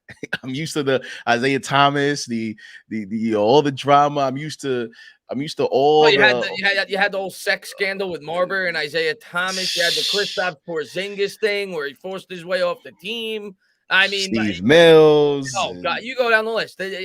Charles Oakley, Spike Lee with James Dolan. Like, it's been a disaster. We've been a laughing stock. But yeah, you're right. I think, I think a lot of Knicks fans, and I say it all the time during my Giants shows, I think Knicks fans are much more patient than Giants fans, because I think we've just been put through the ringer, and I think Knicks fans just got down to the point where they were like, Just do what you gotta do. I will wait 7 years if it takes 7 years. Just get it right. And I think Knicks fans are at that point. And I think it's been so encouraging for me personally as a Knicks fan that they finally seem to be doing it the right way. They've had opportunities to take shortcuts, and they haven't done it. They've been caught. They've signed guys to cost-effective deals. They haven't overcommitted on contracts. They haven't made wild trades. As much as I love Carmelo Anthony, that trade kind of set the franchise back. They were starting to show some growth. And yeah, I thought that they needed a free agent to bring in like a Carmelo Anthony to put themselves over the top of when you traded Wilson Chandler and Danilo Gallinari and Timothy Mozgov and Raymond Felton and all those draft picks. It was kind of, counterproductive. It got us only to such a point. And I think a lot of Knicks fans have gotten to the point where they're like, yeah, just do what you got to do, build the team the right way. But there's going to come a point, because you know as well as I do, in the NBA, you can't be ultra patient. You have to kind of teeter the line between patience and knowing when to pull the trigger, right? You look at the Boston Celtics. The Boston Celtics, a lot of people criticize them for not being as aggressive as they should have been because they had all that draft capital from all the trades that they made, and they never really, and they've had some bad luck with injuries, but they never really gave themselves a real true opportunity to win a championship. So there's going to come a time when the Knicks have to figure out when to pull the trigger, and that's going to be interesting to see when that time comes, because I think it will come via trade. You mentioned Donovan Mitchell. His father works for the Mets. There's been rumors there. But whoever it may be, I think there's going to come a time when that happens. But I think it's going to have to come at the proper time as they continue to build this basketball team. And I think whenever that moment comes, to me, that will be the highlight of Leon Rose's tenure. Like it's at the end of the day, what he's done is he's kept things status quo. He got a bargain opportunity with Kemba Walker, and you had to spend some money, right? So that was Fournier. The acquisition of Fournier was that, using some of the cap. And Obi Toppin is going to go on his record in the draft class of this year. But long-term speaking, it looks like you obviously hit on the coach, you hit on the culture. Things have changed. Expectations now are higher. But as you mentioned, especially in basketball and in New York, it's one of those things where once, like, we're patient because we want you to show us progress. But as soon as you show us progress, we want everything. All right, so now, all right, let's get the championship now. Like, okay, we're here. How do we get to that level? And I agree with you. It's going to have to be via trade, because the era of LeBron James, because I think LeBron James started that, the whole 1-and-1 thing, controlling free agency. What do you think of that, by the way? You said you're 33, you said, right before the stream? Yeah. We're a similar age. I'm 35, almost 36. We grew up in a similar era with basketball. I'm a little older than you, so you probably don't quite remember those Knicks teams in the 90s that went to the final. Maybe you do, maybe you don't. But what do you think of the new modern day NBA when it comes to, because when I was growing up as a kid, stars didn't do that. Stars stayed on their teams and they looked to compete and they tried to be the best. And in today's NBA, I hate it. I hate it. I hate how all these stars team up, and I hate how much power they have. And listen, I understand it, man. They're the players. They know they have the control. And in the NBA, as an individual superstar, you mean so much more than any other sport. Everybody knows that, right? LeBron James means so much more to his team than any player in football means, right? Because one basketball player changes everything. I just hate it, man. I think it ruins the competitive balance of the sport. Now, not to say, like, we knew even back then the Bulls were always going to win, but there was at least some teams that you knew had a chance. In today's day in the NBA, you got 3 or 4 superstars on the Nets, and you got 3 or 4 superstars on the Lakers. And if they stay healthy, more often than not, that's going to be the NBA Finals. So, what do you think about that? And what do you think, like, the NBA could do, I guess, to, like, try to make it more of a competitive balance in the NBA? I think it's actually starting to trend in a more competitive balance and parity situation. I mean, the Nets thing, you can't control it. It happened. Kevin Durant was a free agent, Kyrie was a free agent, and the Nets happened to have the cap space, and they decided to do that. But I think it is trending towards that, because if you look at the NBA now, the Lakers have superstars. They added Carmelo. He's a name, not a superstar. They added Westbrook. There's questions whether he's that type of player still. But it's LeBron at a later age, and it's AD, and then it's the Nets. After that, it's really the rest of the NBA It's has pretty turned balanced, into it's actually. pretty Yeah. balanced. And the reason that's happening, Tina, it's because, and we saw with Anthony Davis. Anthony Davis had an opportunity to sign a 1-and-1, and he signed the max. He signed the long-term deal. Why? Well, he got hurt and he didn't want to take the injury risk. We're seeing it, everywhere now, where a lot of these players now, they're re-signing these max contracts to secure the financial security, because nobody wants to go the route of the way that Chris Bosh did it, LeBron did it, in terms of just betting on yourself. LeBron is known for that 1-and-1, the 1-and-1 deal, and every year is the same thing. Kawhi did it until this season. This past offseason, Kawhi had the opportunity, and after getting hurt, he's like, no, I'm not signing a 1-year deal. He signed for the full max with the Clippers, and there's questions whether he really, really wanted to do that, because he's a guy that wants to win championships. And, with Paul George, there's questions about, is that the best opportunity for him to win a championship? But again, from a business standpoint, now you're seeing players, take less risk, and just taking that extension. Julius Randle is one of those where people were like, is he going to bet on himself? What happens if he gets hurt with the Thibodeau thing? Jimmy Butler just signed an extension because he's getting up there in age. What happens if he gets hurt? So I think players now, and that's why it's actually going to make it more difficult to build a championship for the Knicks, because you either have to build, develop the superstar. Is it RJ?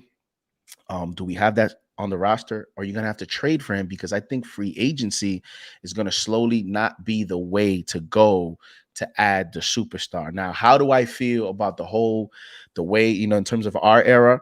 I don't like it. I come from the time where, you had to compete, and you always wanted to prove yourself against, the best of the other team. And this is a new era. And I think it ties in with business. It ties in with media, like Everybody wants the immediate gratification. Right. They want that ring. And I get it. But at the same time, as me, I guess, is like a competitor and a guy like you said that kind of grew up in that era. I'm not impressed. When Kevin Durant signs with the Warriors and he gets it doesn't impress me. It doesn't really help your legacy. And I just miss that competitive balance. But I do agree with you though. And I thought that going into last year, I do think it was much more balanced than it had been in years past. And I still think that. I don't think that there's there's no Warriors, when they got Kevin Durant. There's no team like that right now. Right.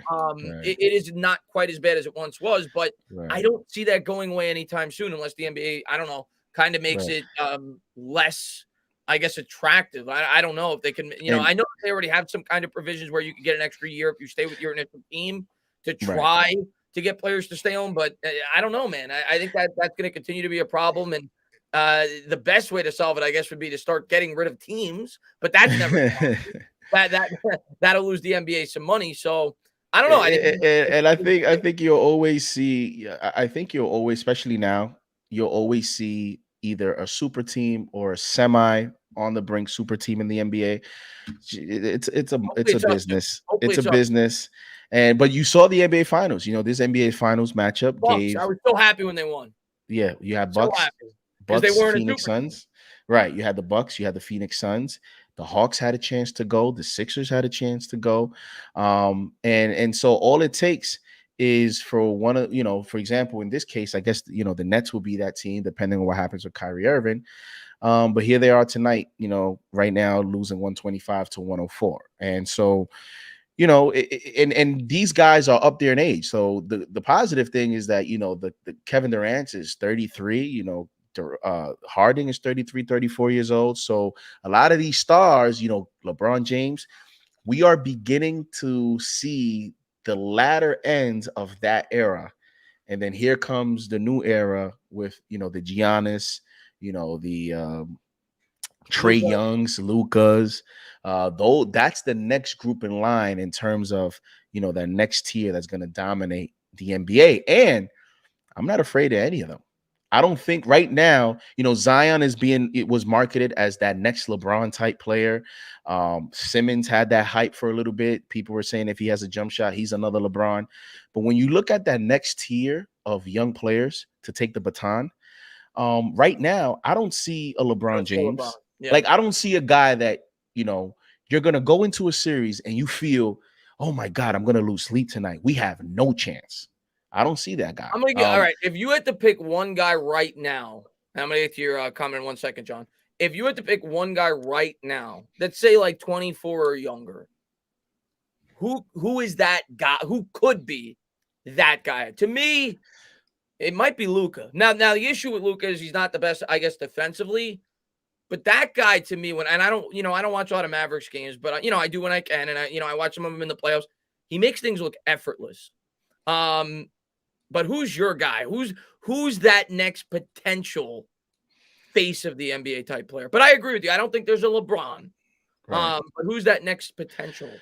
To me, if you talking about dynamic and jumping out at you on TV, how can we stop this guy from an offensive standpoint? He's going to put up a lot of numbers at the end of the night. It's Luka.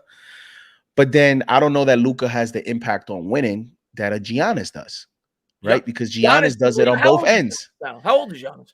Giannis right now is, and I think he's older than that, but yeah, he's like maybe like 20, 28. He's 26. He'll be 27 in December.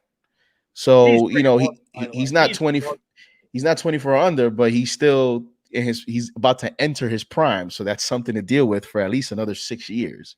So to me, Luka has that potential. But then again, look at the Dallas situation. They're stuck with that Porzingis contract, and you don't know how they're going to build that team. And he's another guy that there were a lot of questions. Will he actually sign that extension? And there he went. He signed the extension knowing that, nobody wants Porzingis, knowing that, that contract is hard to move. Porzingis' contract is what has limited Dallas's ability to improve the roster around Luka. So yes, Luka could be that guy, but I don't know that Luka. I think you have to put a better team around him. So that I agree with that. Because Giannis can have a 16-point game and still dominate the game because ball handling, controlling the tempo, rebounding, assists. He can block shots. He can defend. He's so versatile. And here's the thing about Giannis. The Giannis's game is his jump shot. One, he's not the greatest three-point shooter, and two, he doesn't know how to count to 10. Those are the two weaknesses to Giannis's game. But outside of that, I think he was the last player since Scottie Pippen, if I'm not mistaken, to lead his team in points, rebounds, assists, blocks, and steals in the same season. Like, Giannis is a special player. There's no doubt about it. I saw a couple of people in the chat say Ja Morant. That's not a bad one. I like Ja a lot. He's dynamic. And then the other guy is Zion. Like, I think Zion, if he could stay healthy, has that potential. And we'll see. He's going to be out earlier in the year now with a foot. He has surgery. That's what to worry about with the injuries. So that's the worry with him. And a lot of people, a lot of Knicks fans have hope that he'll be a Knick one day. Well, I say this is now another injury, and he's young, and there's a lot of questions about his weight. Is that what you want on your team? This is another. You may not even see that opportunity because now it's getting to a point where Zion is. There's a lot of rumors that he doesn't want to be there and that it'll be another Anthony Davis situation. But again, as I mentioned, when it comes to business, he has a lot of pressure now to let's start seeing some results. Yes, we're hyping you up, but can we see the Pelicans make a playoffs? Can we see that franchise impact that you're getting hyped to be, as well as can you be available for a season before, you want to talk to me about trading Randall or trading Obi, and I want to make sure that I'm not getting damaged goods. Amari Stoudemire. You don't want Amari Stoudemire part two, right? Where you're going to get one great year. Let me read this real quick, and I'm going to talk about Amari. John, man, thank you very much. Yo, it's October 19th. Baseball playoffs aren't over. It's only week 7 in the NFL, and here I am desperately awaiting the Knicks season. Y'all killing it. Thanks for the great content. I appreciate it. Man, listen, I want to say thank you to AJ. I hope we get to do this more. I know right now you're busy right now, but I hope we get to do this more because I'm having a great time talking Knicks basketball with you, and I appreciate everybody for listening. I'm going to be calling all the Knicks games this year, but I want to try to do a Knicks show once a week. I love talking Knicks. It's just obviously most of the time I'm booked down with Giants content because, I put out crazy Giants content. But right now, the way the team's playing, I'm not very motivated to make a lot of Giants videos. Yeah. And I want to do this more so last year too. I'm just, I was just busy, but I'd love to do a weekly Knicks show. I absolutely love it. And I think it's just better when you got a partner that you could, have conversation with. I think you're doing a great job. And I really appreciate you coming on, man. I'm having a great time talking Knicks with you. The time's just flying by. But yeah, I saw a couple of people in the chat mention a couple of other players. Tatum's a good one with the Celtics. He's another really, really good player. I saw somebody mention Devin Booker. I think Devin Booker, I don't think he'll ever be like a LeBron, but he's probably the best. Is he the best two guard in the league right now? I mean, Klay Thompson's, was always hurt. Is he Right. the best two guard in the league? Let's see. Yeah. There's a lot of like positionless players, so it's hard to like identify like who's a true two guard. Yeah, because the league, yeah, he might be the best pure two. Like you mentioned, when healthy, I thought it was Klay Thompson. Yeah. Because again, Klay Thompson is an elite defender. You got CJ McCollum, who is a pure shooting guard. There's not many like those old school 6'6" shooting guards anymore, in the NBA. Yeah, he might Bradley Beal. Bradley Beal's a shooting guard. Zach LaVine is another one. He's really good. Yeah. So now I guess that's the tier. Donovan Mitchell. He's really good. Yeah. So I would say there's a lot of yeah. So I would say if you from that group, because I think that's the group right there. You're looking at Beal, Mitchell, Booker, Klay. I'm probably gonna go with Donovan Mitchell. I think Donovan Mitchell is the most complete. He's done it in winning situations. And you look at that Utah roster, he doesn't have a loaded roster. I mean, it's been really him and they have a lot of good pieces, Bogdanovich, Jordan Clarkson. But Harden. I can't stand Harden though. He's just not my type of play. I've never. He's great. I just don't like watching him play. I mean, he's the best at whatever position you decide him to be. The past few years, in my mind, I've had him as a point guard because Mike D'Antoni changed the way that he played some there in Houston, and then tonight he's the one that's bringing the ball up. He's the point guard. So to me, right now he's a point guard. But if you want to slide him at the two, he absolutely becomes the best. He's incredible. He's a great player. But I mean, Donovan Mitchell to me is the most complete because again, Donovan Mitchell plays elite defense. He's an elite offensive player. He's athletic, and he wins. He wins. His best second player is Rudy Gobert, who a lot of people hope Mitch Robinson can become. And then he has a lot of complementary pieces around there, and Utah Jazz every year are a contender. So to me, it's Donovan Mitchell. Now, let me ask you, I'm curious to get the chat's take on this too. Who, because I'm obviously super excited about this season. I can't wait for the season to start. Which current superstar, do you think is most likely to end up in a Knicks uniform within like the next 2 years? Not the guy you want the most. Who is most? Because I really do think they're going to add somebody big within the next 2 years. Which do you think it's Donovan Mitchell? Do you think it's Cat? Like, who do you think it is? I think it's going to be between Donovan Mitchell, Bradley Beal, or Donovan Mitchell. I think Zion Zion to me could be what the Dame Lillard situation was, where it was like Dame Lillard's going to be a Knick.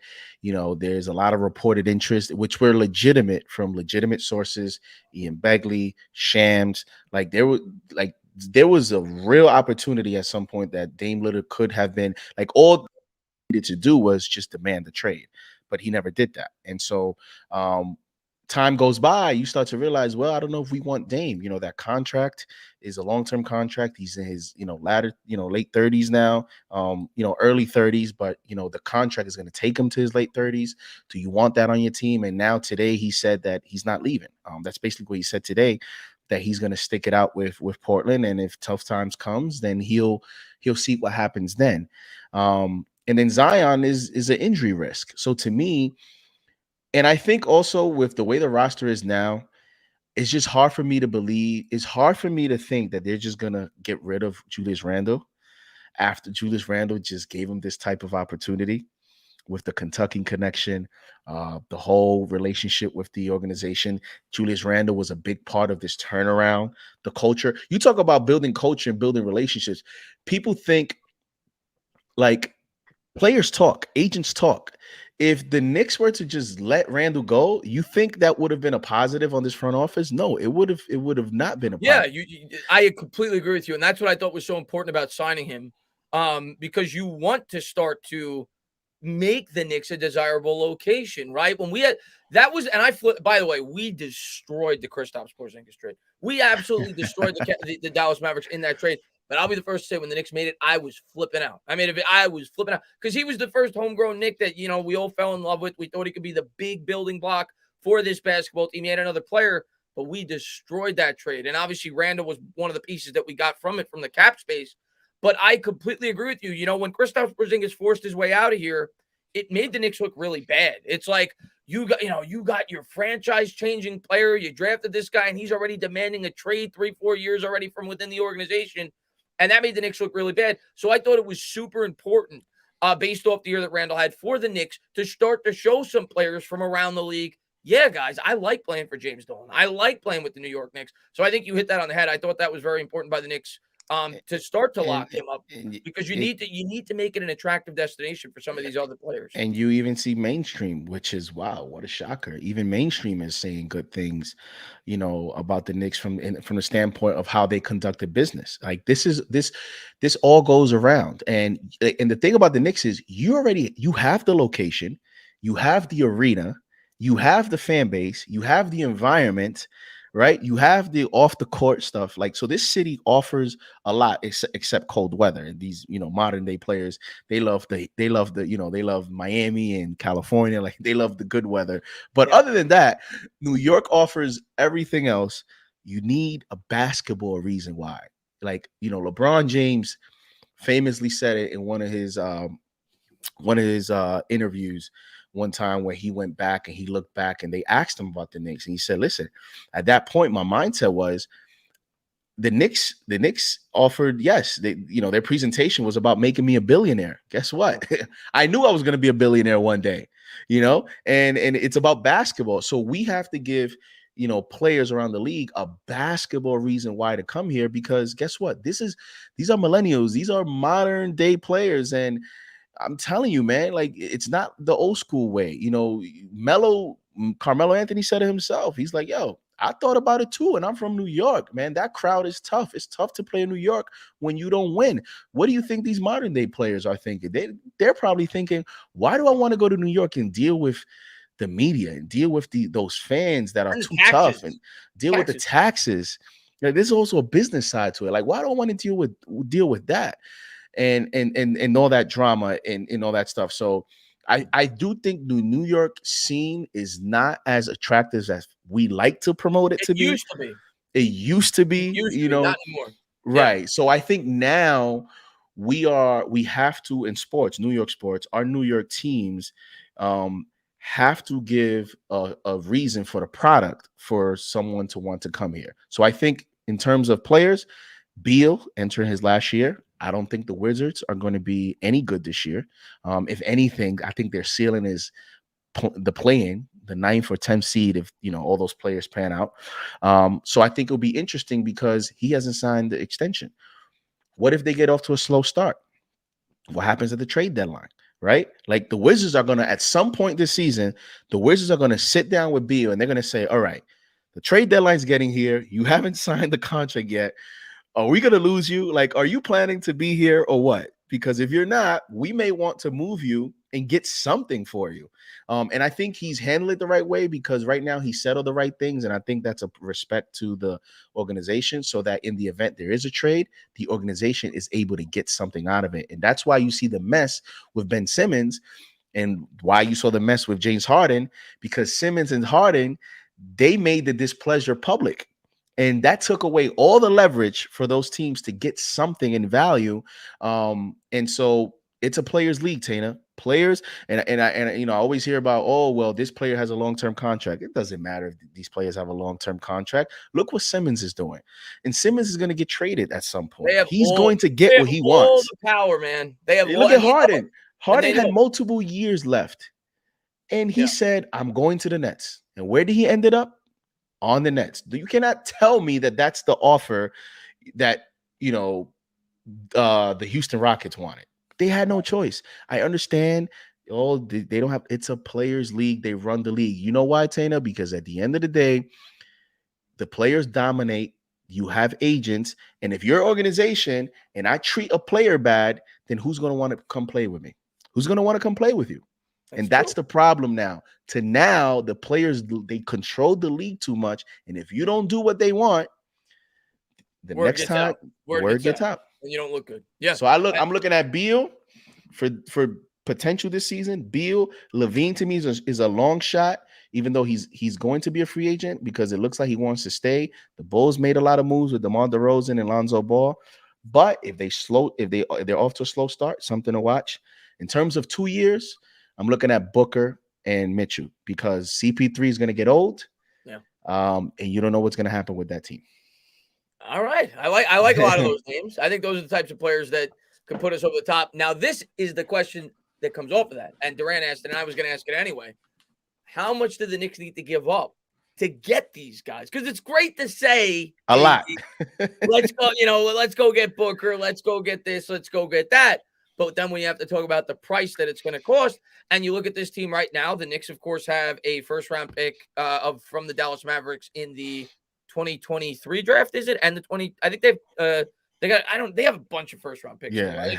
They have a lot of draft capital. Yeah. They have a lot of draft capital in the next 4 or 5 drafts or so. So they have that, but that's not going to be the only thing that gets it done. And you look at this roster, and the first name that scares me in terms of a guy that they may have to trade is RJ Barrett. And I do not want to trade RJ Barrett. I want to build around RJ Barrett. Do you see a way in which they could get one of these, Donovan Mitchells, these Bradley Beals, and not trade RJ Barrett? Well, in terms of Beal, I think they could if I think it depends on the contract situation of that player. In other words, if the player has years left in his contract, then the organization has a little bit more leverage in being able to say, kind of like, Ben Simmons, Daryl Morey right now is playing hardball. James Harden, the Rockets, although they didn't, to me, get the greatest of players, they got an arsenal of players. Jared Allen, Karis LeVert. I know Karis LeVert went to the Pacers, but in terms of players that went out, the Nets had to give up a lot. So it becomes now a question of quantity to quality. Can you get away with giving up a lot of the smaller end, the second tier young players? You talk about Grimes, you talk about McBride, maybe take a package, put Obi in there, quickly picks. I think that core is where the Knicks will try to make a deal and throw in a lot of swaps, throwing a lot of future picks, because I really do think they want to do everything in their power to retain RJ. Also, because I don't think when RJ's due to, when you have to pay him, you're going to have to pay him soon. I don't think he's going to get the max.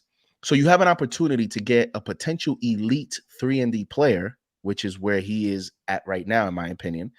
And you have the potential to get him under a max contract. I think that's a situation that you want to look everything that you can to keep that, because the Phoenix Suns just gave Mikal Bridges, who's a 3-and-D player, 4 years. By the way, and we took Kevin Knox. But Porter would have been better. But I wanted Mikal Bridges out of Villanova. I liked him. Mikal Bridges, who averages 12, 13, 14 points, got $90 million for 4 years. So this is the market for some of these players, Tana. You're gonna have to pay these guys, and I think the fan base is gonna have at some point. And this is also our downfall. we get attached to our players. We love our players, man. Once we draft these players, we think they're the best. We I don't had want to get Knicks rid of fans them. telling me that Emmanuel quickly could be the next Steph Curry last year. I had Knicks. I remember I was on Sim's channel on Nothing But Knicks, who's got a fantastic channel, by the way, Yep. when I first started on YouTube. And I had Knicks fans in his chat telling me that Kevin Knox player comparison was Kevin Durant. So you know, JD, you're absolutely I right. thought Iman Shumpert was going to be the next Dwayne Wade when we got So you know how Knicks fans are. You hit that on the head with our homegrown players because we don't have many of them over the course of history, right? We traded away all of our first round picks. We never have them. And when we see a young player with some potential, yeah, we're excited and we don't want to give them up.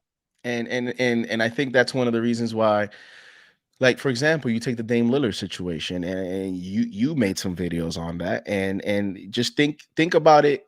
You're the Blazers. Chauncey Billups just got hired there, right? You are the GM of the Blazers. You have to go into the office and talk to that owner and say, we just traded our, our franchise player who's been with us for so and so years, and we didn't get RJ Barrett from the Knicks. Like, you're gonna come to me. I'm the owner. You're gonna come to me and you're gonna sell me on this deal, and we didn't get the Knicks' best young player. We didn't get RJ Barrett. I don't want to make that deal. I So really don't. You're going to break my heart. I do yeah. not want to trade RJ Barrett. I do not want So, to trade RJ. when you look at Donovan Mitchell, when you look at Devin Booker, when you look at these players that have, a few more years in on their contract, they are going to say, if RJ Barrett's not on the table, don't even call us. Now, Yeah. with Beal, you might get away with it only for the simple fact that contract situation, he may start to get more leverage as the trade deadline comes, but that's going to be difficult. You Yeah. look at some of these trades. Look at what the Bucks gave up for Drew Holiday. They gave up all those first round picks for just Drew Holiday. So what do you think you're going to have to give up for some of these other players? Look at all these pick swaps all of a sudden. Now, all of a sudden, people are giving up all these pick swaps in the future for some of these superstars. So, and I think that's why the Knicks are building up all those second round picks. Getting some first round picks. They're trying to build, some of their young core. I think they're trying to build as much assets. Rocas, who's killing it in Spain right now, their second round pick from this year's We class. just cut Vildosa. We didn't. Yeah. We cut him. Yeah, and the team is pretty deep at that position. He was hurt. He needed surgery, and it just wasn't going to work out. And I don't think the Knicks even expected for some of these young players to pan out the way that they've panned out. And I don't think they expected even Rocas, a second round pick, right now to play the way he's playing. So that gave him the flexibility to make the move with Luka. But I think the Knicks are preparing themselves for the inevitable big time trade. I don't think Leon Rose is trying to come here to build a 10-year, to build for 10 years. There's no way. There's no way. And JJ brought up a great one. We thought Landry Fields was going to be the next Allen Houston. Yeah, I always knew from watching him. I want to say a lot. Now Quentin Grimes is going to be the next Allen Houston. Yeah. Everybody's saying that. I remember Landry Fields, and I know Knicks fans were excited about him because he was high fly. He fit really well into the D'Antoni system. But I always knew that, it was kind of scheme influence. And then he went to the Toronto Raptors and he completely fell apart. And the same thing kind of happened with Jeremy Lin, even though he was a solid backup point guard after he left the Knicks. But neither one of them really worked out after the fact. But I forgot what we were talking about. I got thrown off there. What were we just talking about? The RJ and our young players and what it's going to take for us to make some of these moves. All the pieces we're going to have to give up. Bottom line is, man, I do not want to trade RJ Barrett, and I know that that's like the Knicks, like homegrown, I guess, feeling me, but I really do believe he's going to be an all-star. I really do believe that, and if you don't want to give up RJ Tatum, then the question then becomes, because if you don't want to give up RJ, right, that means you have to pay him, and if you pay him, that's Randall, that's RJ. Kemba becomes irrelevant. It's a 2-year, $16 million deal. You have Fournier still there. Now you start looking into financials, right? Mitch, what are we going to do with Mitch? Are we going to add that cap, that salary hit as well? So now you start to look at, okay, we're not going to give up RJ, but we have to pay him. So what's the next way then for us to build a championship contender? because if we're still going to be good, and this is why it's so hard in the NBA, unless you have a LeBron, or unless you get lucky like the Bucks and you draft 13th and you get Giannis, right? You have to get lucky either in the draft or you have to be in that lottery situation to try to get a top prospect, because how else can you get your hands on a superstar? Free agency. That's it. But even And then then, that's what I'm saying. But then if you're paying RJ, you're paying Mitch, you're paying Randall, you're paying everyone, then it's tough. are we going to wait another 4 years for those contracts No, to expire and so that then you hit it on the yeah. head, and that's what I wanted to talk about. You hit it on the head. And D Grant says, "Entertainer, you wouldn't trade RJ for Devin Booker." I mean, I probably would. I mean, Devin Booker's an incredible player, but I really don't want to have to. I like RJ, man. And I think he could be a really good building block for this team. But yeah, I think you hit it on the head, man. When you talk about Leon Rose and the Knicks and how they're not going to sit around, I mean, I agree with you, man. You're looking at the Nets right now, and they see what they're doing over there, and there's no way the Knicks could be looking at that. And we've already heard the rumors, man. The last 2 years, the Knicks were looking to make trades. They were active in the trade market, trying to bring in Damian Lillard, trying to bring in Bradley Beal. When a lot of us thought maybe this wasn't the year to do it, but they've already explored options. It's coming. It's just a matter of what is it going to be, and that's. It makes you nervous, but excited at the Yeah, same time. and Leon Rose, Tanner, to your point, Leon Rose said it this offseason. He spoke. It was just one day I woke up and all of a sudden, boom, Ian Begley is posting an article that Leon Rose spoke to a group of reporters somehow, and it wasn't on video or anything. I guess he just spoke off the record. And one of the quotes that Ian Begley posted was, from Leon Rose, where he says, we're going to remain aggressive. And he was clear, like, and at the end of the day, we're looking to remain aggressive out in the market and look for ways to improve this team. And again, I just want to make clear that I want RJ to be with the Knicks. Like, I love RJ. He's homegrown talent. He's our highest pick, since Ewing. And I hope that there's a scenario. That's why I think Obi is huge. This draft class. That's why, Obi, I'm with you. Like, their developments are huge Because because they become yeah, attractive. and you can always get creative. Again, it's a players' league. You go through back channels. You let a player dictate terms, and then you play the leverage game, and then maybe you can make a deal, throw them 1,000 picks, Obi in quickly or something like that. Like, at some point, something's gonna happen. I just hope RJ is not in that conversation. I'm going to read this because I saw it in the chat. I hope I'm pronouncing his name right. Yves says Ben Simmons to the Knicks. All right, let me talk about this. As a Knicks fan, and don't get me wrong, Ben Simmons is a very talented player. Guy just can't shoot, but he's a very talented player. He's kind of like LeBron James without a jump shot. Not quite as good, but it's that type of guy, right? In terms of his style of play, but he just can't shoot. The Ben Simmons thing, if Ben Simmons can't handle Philadelphia, he's talked about that the fans bother him and he doesn't want to play there. How in the world would he handle New York? I could never, ever see that working out. You know how New York fans are, Yves, if you're a Knicks fan. Did you see what we did to Trae Young? You see what we did to Trae Young during the playoffs here?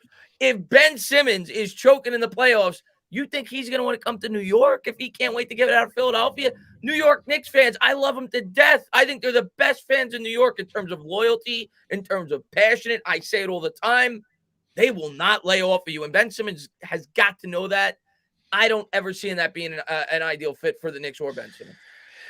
Yeah, and then there was a report today that said that Simmons, quote unquote, doesn't feel mentally ready to play high octane basketball with the Sixers right now. Even though he's reported to camp, he was suspended a game, and I think a lot of it also is, I think he doesn't want to be in that environment, and I think part of it is he's trying to play the Harden game, right? He's trying to force his way out. He's trying to act a certain way, but at least Harden went out there and played some games. You know what I mean? Like, at least Harden did that. Harden wasn't afraid to go out there. He just didn't want to be there. I think Simmons doesn't want to play a game with the Sixers because he doesn't want to be in an environment where he's getting booed in Philly and now everybody's watching him. Is he going to shoot a jump shot? Has he been able to, so I'm looking at it like, in Philly, he's not mentally ready. What do you think is going to happen here? I mean, Yes, Philly's a tough place to play. Boston, tough place to play. But there's nothing like New York, man. There's, you know the Knicks. There's 1,000 Knicks channels. That's not including media. That's not including the beat writers. That's not including, New York radio. I mean, there's no way to duck the smoke here in New York. You know what I Yeah. mean? So, And so by the way, I want to make note of this. It is true that he thought the Philly franchise turned on him. Listen, if they get Ben Simmons, I'll get behind it. If they get him for a cheap price, and the other thing I'll say, JD, is I don't see the Sixers trading him to the Knicks. Right? I mean, you would think if they're going to trade him, they wouldn't trade him to somebody, from within the conference, from within, a competitor. So that's the other thing. I just don't really see it happening. yeah, and the Sixers. I think it's a combination of everything. I do think 'cause it's obvious. Like, you cannot tell me that there's not a mental hurdle that he needs to clear with some of the expansion of his game, because um if he goes to so you're telling me, okay, let's say he gets traded tomorrow, and let's say they sit him down. They say, Simmons, where do you want to go? We'll trade you whatever. He goes, you know what? Send me to the Warriors. Boom, he's in a Warrior uniform tomorrow. Is he all of a sudden going to be Ray Allen from the 3-point line the next game? Is he all of a sudden going to be this jump shooter that we've never seen before? In other words, I think it's a combination of he needs to expand his game. He needs to realize it, and there's also the Sixers. He feels the Sixers betrayed him. Doc Rivers had a funny quote after the playoffs where they asked him, "Do you think that Ben Simmons can be the point guard of a championship team?" And he said, "I don't know the answer to that question right now."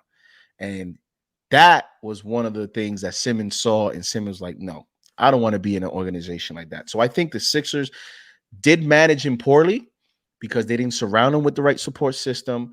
If it's a psychological thing, you should have addressed that. You should have looked for ways to build the confidence. You talk about the Knicks. That's why the Knicks are building this thing with culture. They're building it with the right coaching staff. Remember when Mike Woodson was here? Mike Woodson's hire was huge to start this, this new culture change because of his relationship with the players. Remember that. Remember J.R. Smith. J.R. Smith had all these issues, and the way that he played on the court, and he was a hothead, and he's a headache. Yet Mike Woodson was able to develop a productive relationship Until with it came him. to the playoffs, and then he was doing cocaine. Well, right. So like of all the time, like JR, why couldn't you do that game 60 of the regular season? You decide to go out in the clubs and start doing coke, and then forget how to shoot the basketball come playoff time. Like, JR, man, come on, what are you doing, man? But no, I love JR, man. He was a fun player. Just so yeah, kind of fell flat in the playoffs. I think this is just what they call it when it gets to this point. It's a mess. It's a mess from both ends. The Sixers, the way that they handle it, Simmons, the way he's handling it. It's an all-time mess. But guess what, Tana? I'm here for it. And let's see how the Sixers start, because I think it does affect the Knicks from a record standpoint. I agree with that for sure. Nikki says, when you retire from YouTube, I won't be able to shower anymore. You won't be able to shower anymore. What's going on, Nikki, man? Glad to see you here, buddy, man. Yeah, we'll close this out in about 10 minutes. I don't want to keep you here too long because we started 2 hours ago. Wow, this flew, man. I appreciate you coming on. I appreciate everybody that checked out the stream. I want to do more of these in the future, talk more Knicks with you guys. Maybe do a midday stream once a week if these start to grow and build, and hopefully during the regular season when I'm doing the streams, which I always love doing. They're a lot of fun. And I do the play-by-plays, maybe, hang out with you guys for a bit, do some post-game shows, whatever it may be. But, I love Dana, I know you can't wait for tomorrow, can you? I can't wait. You can't wait to stream that, right? Oh, maybe people don't realize this because I talk so much Giants on my channel because I absolutely love the Giants to death. And, when I first started, it was Knicks content that I did. And then, the Giants stuff kind of took off. So I focused more on the Giants, but I freaking love the Knicks, man. I love the Knicks with every fiber of my being. I love the Mets as well. So I can't wait for Knicks basketball tomorrow. I love calling the games. They're so much fun. And the year that we had last year, I'm just super pumped up, man, because I think this team is better. I just worry about the rest of the rest of the talent around the Eastern Conference, but I can't wait for your new if I can't wait to see what you have for Kemba Walker or Evan Fournier I'm or still working on it, man. Now Bacon yeah. didn't make the team, right? I knew that we signed that guy Bacon. He didn't make the team, right? No, he I got had a cut. line for him, shaking and bacon, but that didn't work out. I kind of just come up with them as I go. Obviously, Burks works, twerks. The twerks one always gets me. I got to, I'll think of some other ones, man. I don't think I have one for Mitch because he didn't really play last year, but You got to come up with something with Kemba Walker because tomorrow it's a big game for him personally. He's Kemba playing his old Walker. team. He's playing his old team. You got the Garden. I mean, he talked about it already. Today he said his heart is already beating. Like he's genuinely nervous. So and adrenaline too. And he actually admitted, listen, I'm not here to sugarcoat it. Tomorrow's game is a big game. It's my old team. Like, of course, like people like to say that, oh, it's just another game. No, it's an important game. So, he might be in a lot of your calls. So you have about 24 hours to think of, what I gotta come up the with some rhymes, man, for Kemba Walker, man. Walker, maybe you'll post it on Twitter and get some fans to see it. Maybe they'll help you. I'm trying to remember. I just do Or floating and Kemba. gloating. It doesn't have to be Walker. It could be Kemba Kemba. or something with I don't know. I got to come up with it. I'll think of it. I'll think of it. But I'm super excited, man. I'm super excited for the and colder than December. Well, that's if he's missing shots, but that's not bad. It's not bad. And real quick, I would like to Taco Nacho has posted a few times. He says Chris and JD, can Beal really make us that much better? Taco Nacho, I think that's one of the that's an interesting question, and it's been debated a lot because Beal is an elite scorer. He's one of those, elite scorers from previous eras where you had that elite scorer. When you look at, a Vince Carter, not comparing their games, but I'm talking about, players in the past that have been elite scorers, but are the team's elite.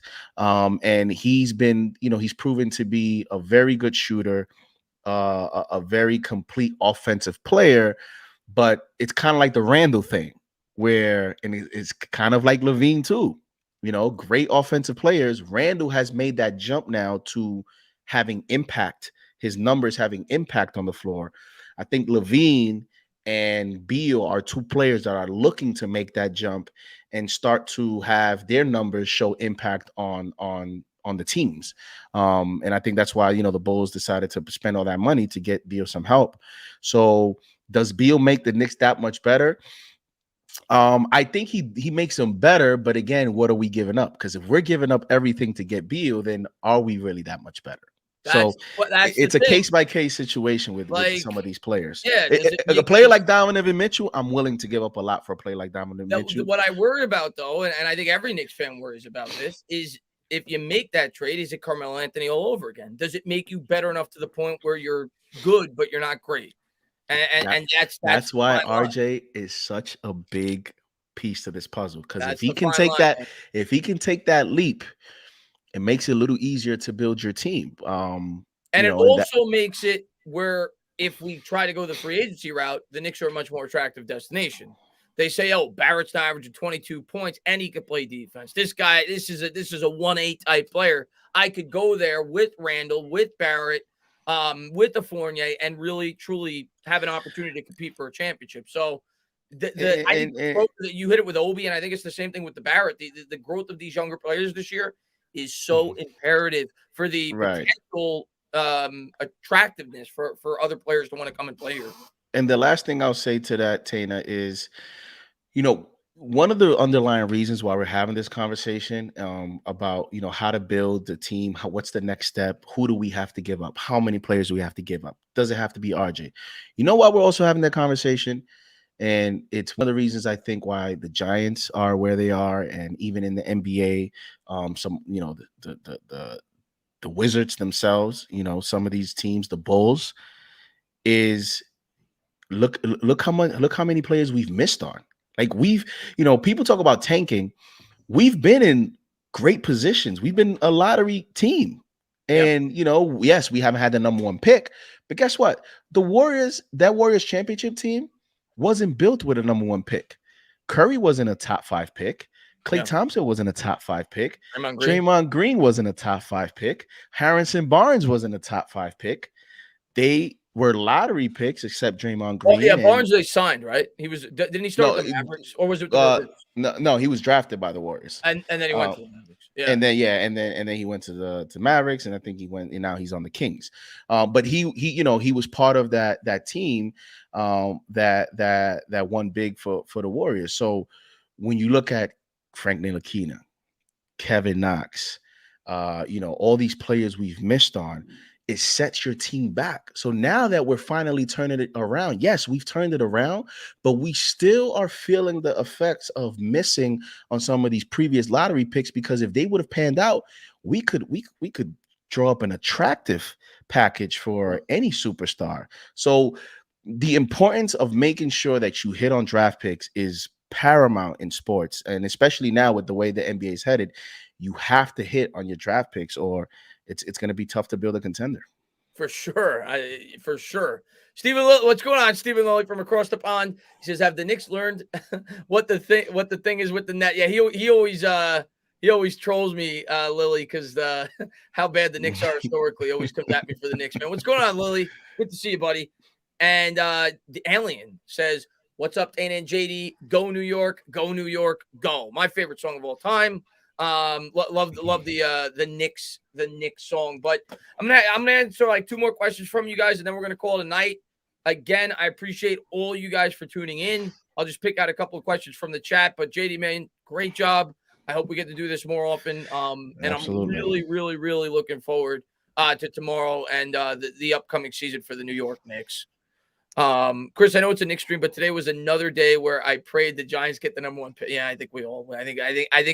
I think we're all there right now in terms of trying to get high draft picks. Nikki says, "Have you heard anything on Saquon, Chris? I'm going to the Panthers game and want to have some. I don't think he's playing this week, Nikki. I mean, I would guess not. I haven't heard anything, but I would guess he's going to be out for at least another 2 weeks. Saquon, I don't expect him to play this week. Tomorrow's score prediction. Yeah, we didn't really talk too much about the matchup tomorrow. Let's just briefly talk about that. I know you told me before we went live you think that the Knicks may potentially have to play a little bit smaller to match up with the Celtics. But how do you see this game playing out? You think the Knicks come out with a W?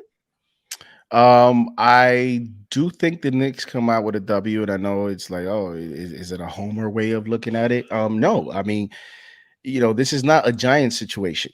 You know what I mean? Like, the Knicks have some evidence of being a good team from what they proved last year going into this season. They have some stability, players coming back, coaching staff, coach of the year. And then, what they did in preseason going into the season with momentum. Randall just hit the game winner. And in terms of the matchup, I think they'll pull off the W. I think they'll be excited. They may get off to a slow start because you know how it goes, Tana, these home openers, on TV, adrenaline's high, the crowd is back. Like, tomorrow is a big moment for the NBA, for the Knicks, because now we're back to normal in the NBA circles. And, you have the Kemba storyline. I know Kemba's going to dominate the storyline, but you have Fournier also playing his former team. And from a matchup standpoint, I think they're going to try to put RJ on Tatum, but if the Celtics go small ball, you might be forced to put Randall on Tatum, which then would have you put RJ on Jaylen Brown. So that's why it's going to be interesting to see how Thibodeau matches up. Does he put Randall at center and go RJ at the 4? Because right now it looks like the Celtics are going to play Tatum at the 4, Jaylen Brown at the 3, and Robert Williams at center. So it'll be interesting to see how Thibodeau matches up, because Noel is already out for tomorrow. He's not going to play. Yeah. And then Mitchell Robinson, you would think to start the season, at least for the first few games, is going to be somewhat limited. If he played 27 minutes, and he's already played 27 minutes. So maybe tomorrow he plays 37.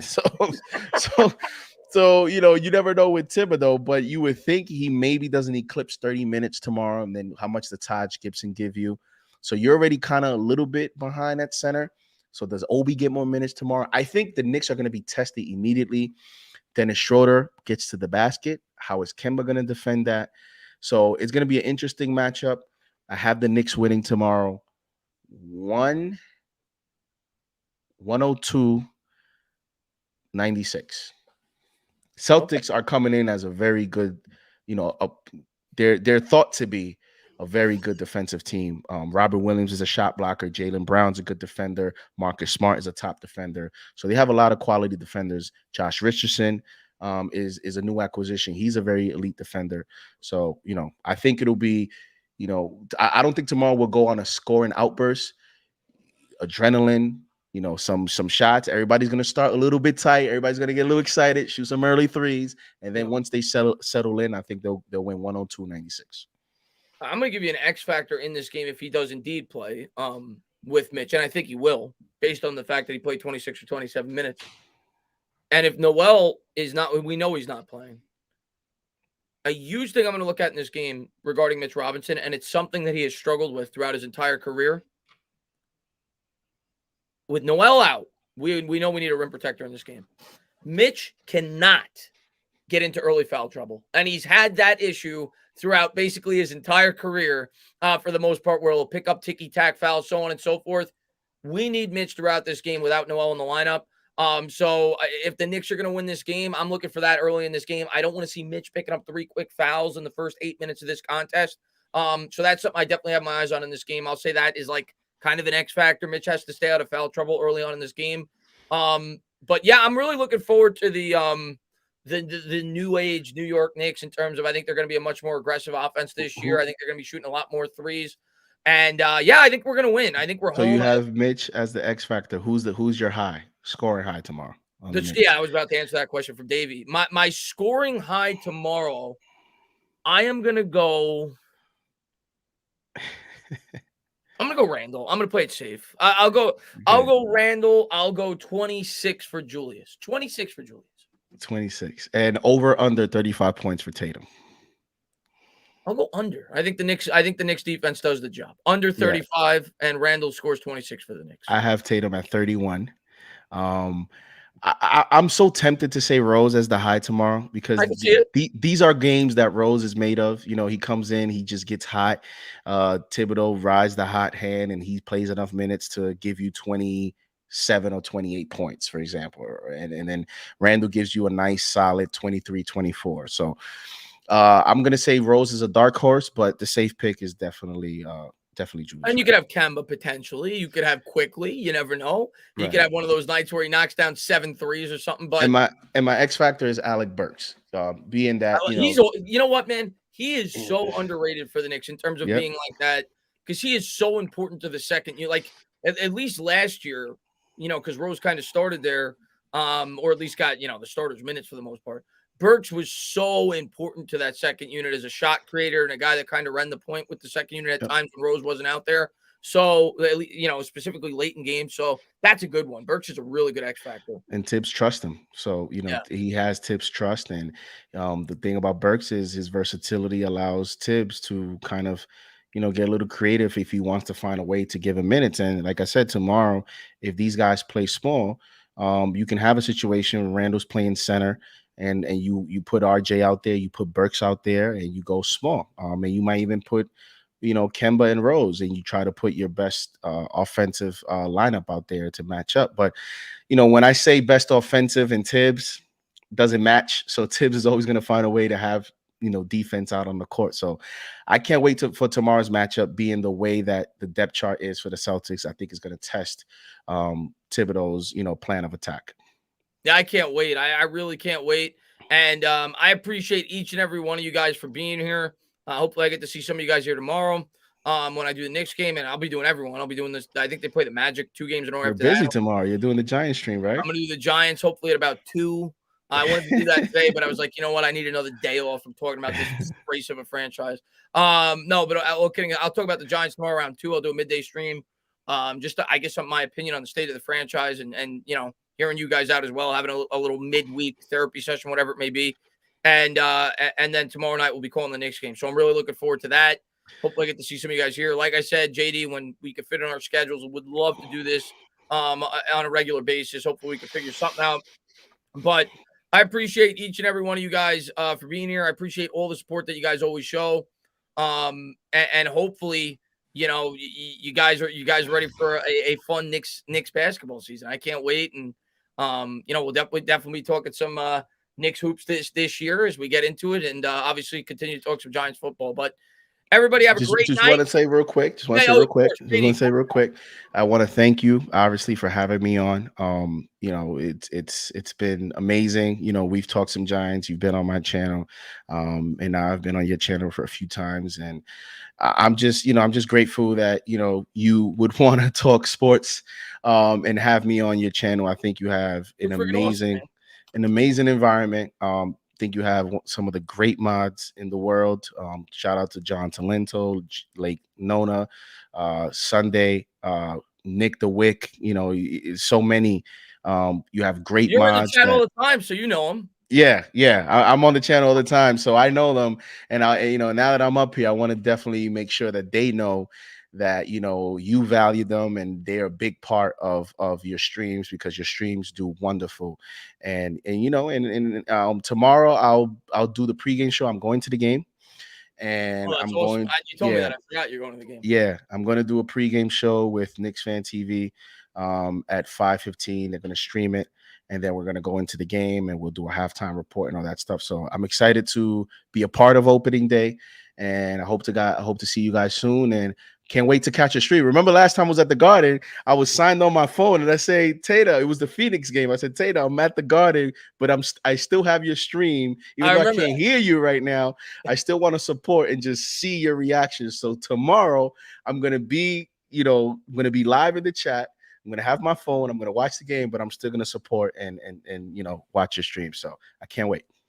Bricks Nation, you got your wrench back, man. I just saw it in the chat. But yeah, man, I can't wait to call the game tomorrow. I really appreciate you coming on and enjoy the game. We got to go to a Knicks game together. I got to go to a Knicks game soon. I haven't been to a Knicks game in a while. Obviously couldn't go. I didn't go last year. I went the year before, so definitely want to try to go to a couple of Knicks games this year. But yeah, man, thanks for coming on, and and please go into the link in the description and subscribe to JD Sports Talk as well. Like I said throughout the stream, definitely check him out. He's got great content over there.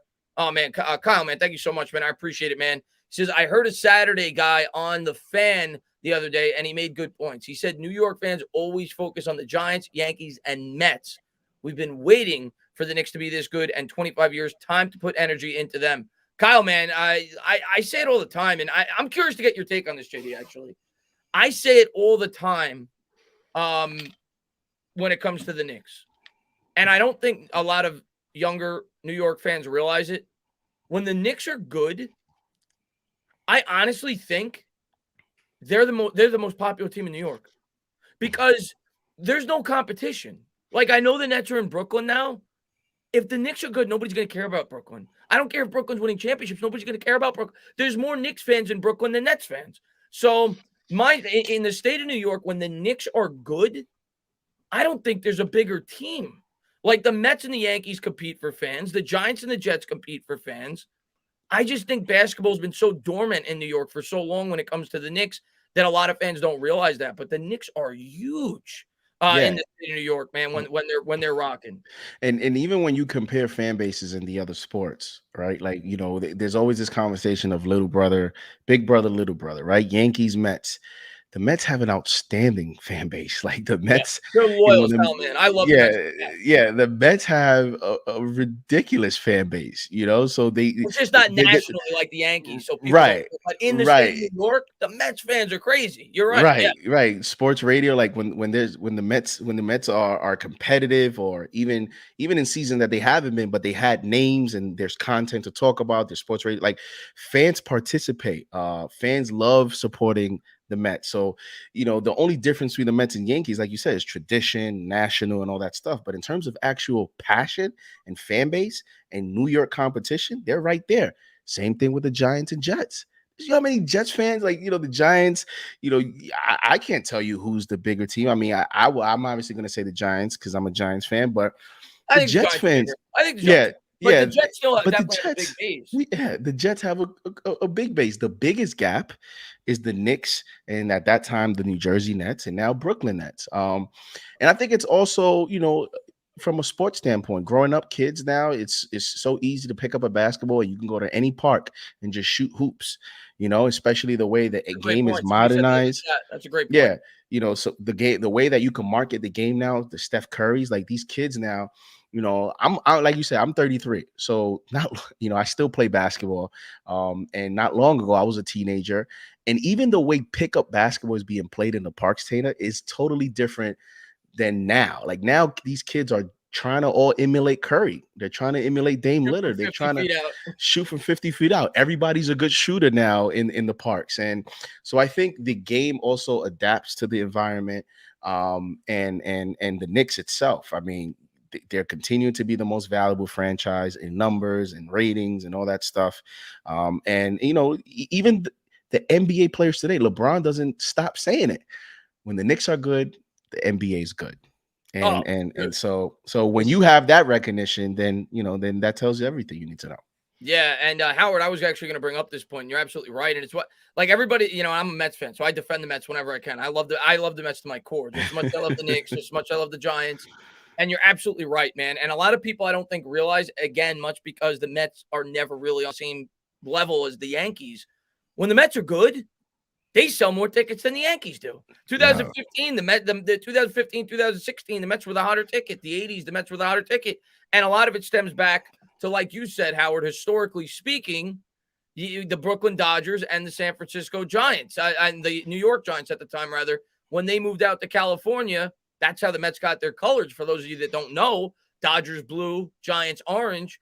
Those fans couldn't stand the Yankees. They're National League fans, and they gravitated towards the Mets. So it goes all the way back to the 60s. And you're absolutely right about that, JD. I try to give the Mets credit whenever I can. The Mets fan base is phenomenal, completely loyal. But I say it all the time, and it's my complete unbiased perspective and take. The New York Knicks fans, and I love my Giants subscribers. I love Giants fans. There is not a more passionate and more loyal fan base in the state of New York than New York Knicks fans. That's my honest opinion and honest belief. I've always believed that. And, we've been through hell and back, and people continue to support the team. They could, I got goosebumps, and I called the game, but I taped it. I got goosebumps watching the playoff game between the New York Knicks and the Atlanta Hawks, and the crowd. Like, the crowd was louder for game one of the first round Knicks Hawks than the NBA Finals. Like, the Garden is just a magical place. It just is, and there's nothing like Knicks. Julius Randle was talking about preseason, their last game that came down to the wire. He hit the game-winning shot. He talked about I was watching it. The crowd was going nuts on a preseason game. You had these YouTube content creators doing live streams after the game, and everybody's numbers are skyrocketing. Like, people are just so enthusiastic about this team, and the participation of the fan base is ridiculous. When you talk about the Giants, or you talk about the Yankees or whatever, you go look at their preseason games. You won't even see a sniff of the atmosphere that you will see at the Garden. It's just to me, it's not even close. I love October baseball, though. I love baseball when the playoffs are there. The atmosphere is pretty crazy. But from all around, you're a Yankee fan, right? Yeah, yeah. You've been to some Yankee playoff games. Yeah, it's crazy. I don't quite think it's like the old Yankee Stadium, because the old Yankee Stadium had all these mystique and aura and all that stuff that people say. Well, but all right, let me ask you this: I'm assuming you've been to both Citi Field and the new Yankee Stadium. Yeah, I've been to Citi Field. Yep. And I'm not trying to sound biased. And listen, man, the old Yankee Stadium was great. I think the Mets Stadium is much better than the Yankee Stadium. I want to get your opinion on that as Yankees fan. Why When you I put go it? into Yankee Stadium, when I walk in the Yankee Stadium, it doesn't feel like I'm at a baseball game. I don't know. It's like too glitzy for me. I don't know. The Yankee fans are gonna kill me. I hate that you asked me that question on a live, because they're gonna say JD. And that's why I laughed when you said it, because I'm like, damn, I feel the same way. I feel the same way. When I went to Citi Field, I had like that, with the black and like the some of the construction of it and everything. It gave me, a little bit of that old school feel, that baseball feel. And the Yankees, people have said it looks more like, feels more corporate, and it feels more a little bit different. So I think I liked Citi Field better as a stadium. I enjoyed it when I went there. I went there when they played the Cardinals. Been to a couple games. And yeah, I personally think Citi Field is a better, just in a more enjoyable stadium. From my point of view, I'm sorry, Yankee fans. It's just my opinion. I still think the Yankees are So better. we win that. You win everything else. We win the stadium. You win everything else. You can give us the stadium. You got 27 titles. Is Cano playing with you guys next year or what? I keep Probably seeing not. I see a lot of his videos. He He has had the steroid. Mets gear. Issue. He might. I just don't see how he's going to get an opportunity to play with the Mets with all with everybody that we got on the team now. But I mean, I'll tell you one thing though. I know his first year didn't start as you guys expected, but at least you he had a guys really have good camp with the Mets his first year. right. Yeah, at least you guys have an owner that people have a lot of promise, like they have hopes for. Right now, I have to watch Bad Dog's video after this on Aaron Boone because the Yankees are They extended making him, this. right? Yeah, they re-signed him to a 3-year deal, which means that Cashman's coming back, which means that Boone's coming back, and Bad Dog and some Yankee fans are not happy about that. So I don't understand. I could talk about baseball for hours. I don't understand how Cashman has kept his job as long as he has. And I'm not a Yankee fan, so maybe Yankee fans feel differently. And I know he's made good moves, but at the end of the day, man, how does he keep his job? He's made so Is many. it a New York thing, man? We said the same thing about the Giants with Mara. It's like it's weird. Like you hire this guy, you develop a relationship, and they just don't want to go outside. And that's it's funny, with the Giants, many Yankee fans are comparing it, like in terms of the approach, because Cashman has been, with the Yankees for so long, and it's like, why does the family, the George is no longer here. So this is a new, his son, his family. But it's like, why do you guys go a different direction? Like what? Like why? And it seems like they want to keep the same thing, and it's the same results, recently with the Yankees. So I don't feel bad for you guys, though. I don't feel bad for you guys as a Mets fan. I don't feel bad. I'm sorry. I honestly am not like all some of the other Yankee fans where they're No. going Listen, man. nuts. I'll tell you this right now. We've been blessed, man. We've been blessed. As a kid growing up, and Mike brings up a great point. What could be worse than MetLife? MetLife looks like a spaceship. I don't know what the hell the Giants and the Jets were thinking when they built that stadium. I'm not going to completely crap in it, but I was definitely not impressed the first time I walked into the new MetLife. But the one thing I'll say about the Yankees, when I was growing up in high school, and it was like kind of like during like the peak of New York baseball in terms of the rivalry. You had Clemens, Piazza. He throws the bat at Piazza in the World Series. Like the adrenaline between Mets and Yankees fans. Obviously, the Subway Series. I was a freshman in high school. I couldn't stand Yankees fans because I had to go to school every day and hear them brag about how much better their baseball team was. But as I've gotten older, I don't have a hatred for the Yankees. I don't like the Yankees, but I don't have a hatred for the Yankees. It's funny. It's funny. We're doing this stream together, and me too. Like I know sometimes you do the streams and you have people in the chat that come and troll, or when you had the stream with Bad Dog and you have Mets fanatic coming at him, like you have this group of fans, whether it's Jets, Giants, Mets, Yankees, and they fight over each other. I'm a Yankee fan, and I have no problem with the Mets. When the Mets, because I look at it from a bottom line standpoint, Tana. I'm a Giants fan. Why should I care about the Jets? The Jets I'm the same way with the Jets are not in our division. They're not in our conference. So if the Jets are good.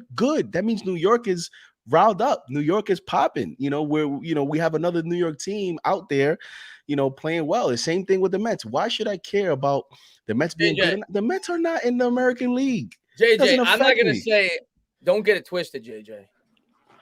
I don't like the Yankees.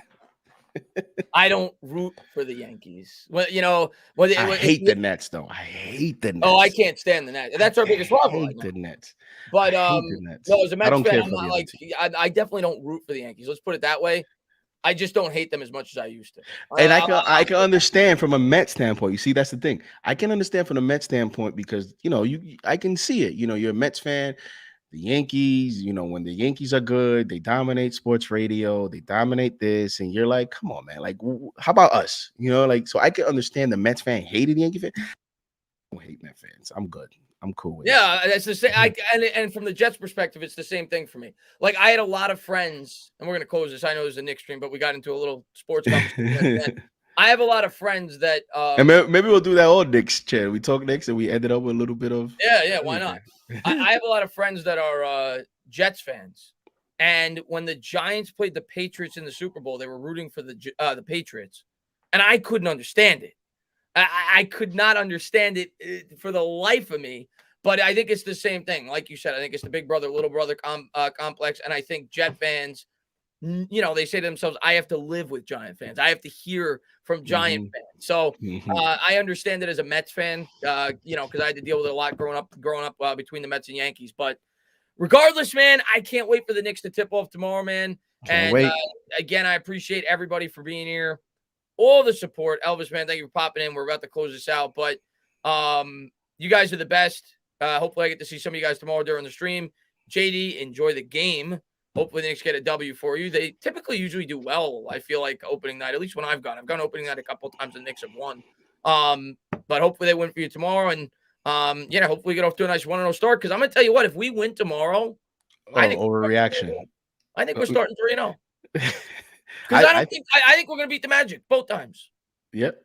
That's why tomorrow will be a big game big game in the sense that you play the Magic the next 2 games. You can start 3-0, and that's like a good momentum start. So let's hope they get the win tomorrow. And it's overreaction Wednesday, Tano. If they win, we're going 82-0, and if they lose, RJ's this and Obi's that, and let's pump the brakes. So that's the beautiful thing about Knicks fans, and I can't wait to see it tomorrow. Oh, I can't. People are going to be going crazy. Jay, I appreciate you too. I appreciate all you guys.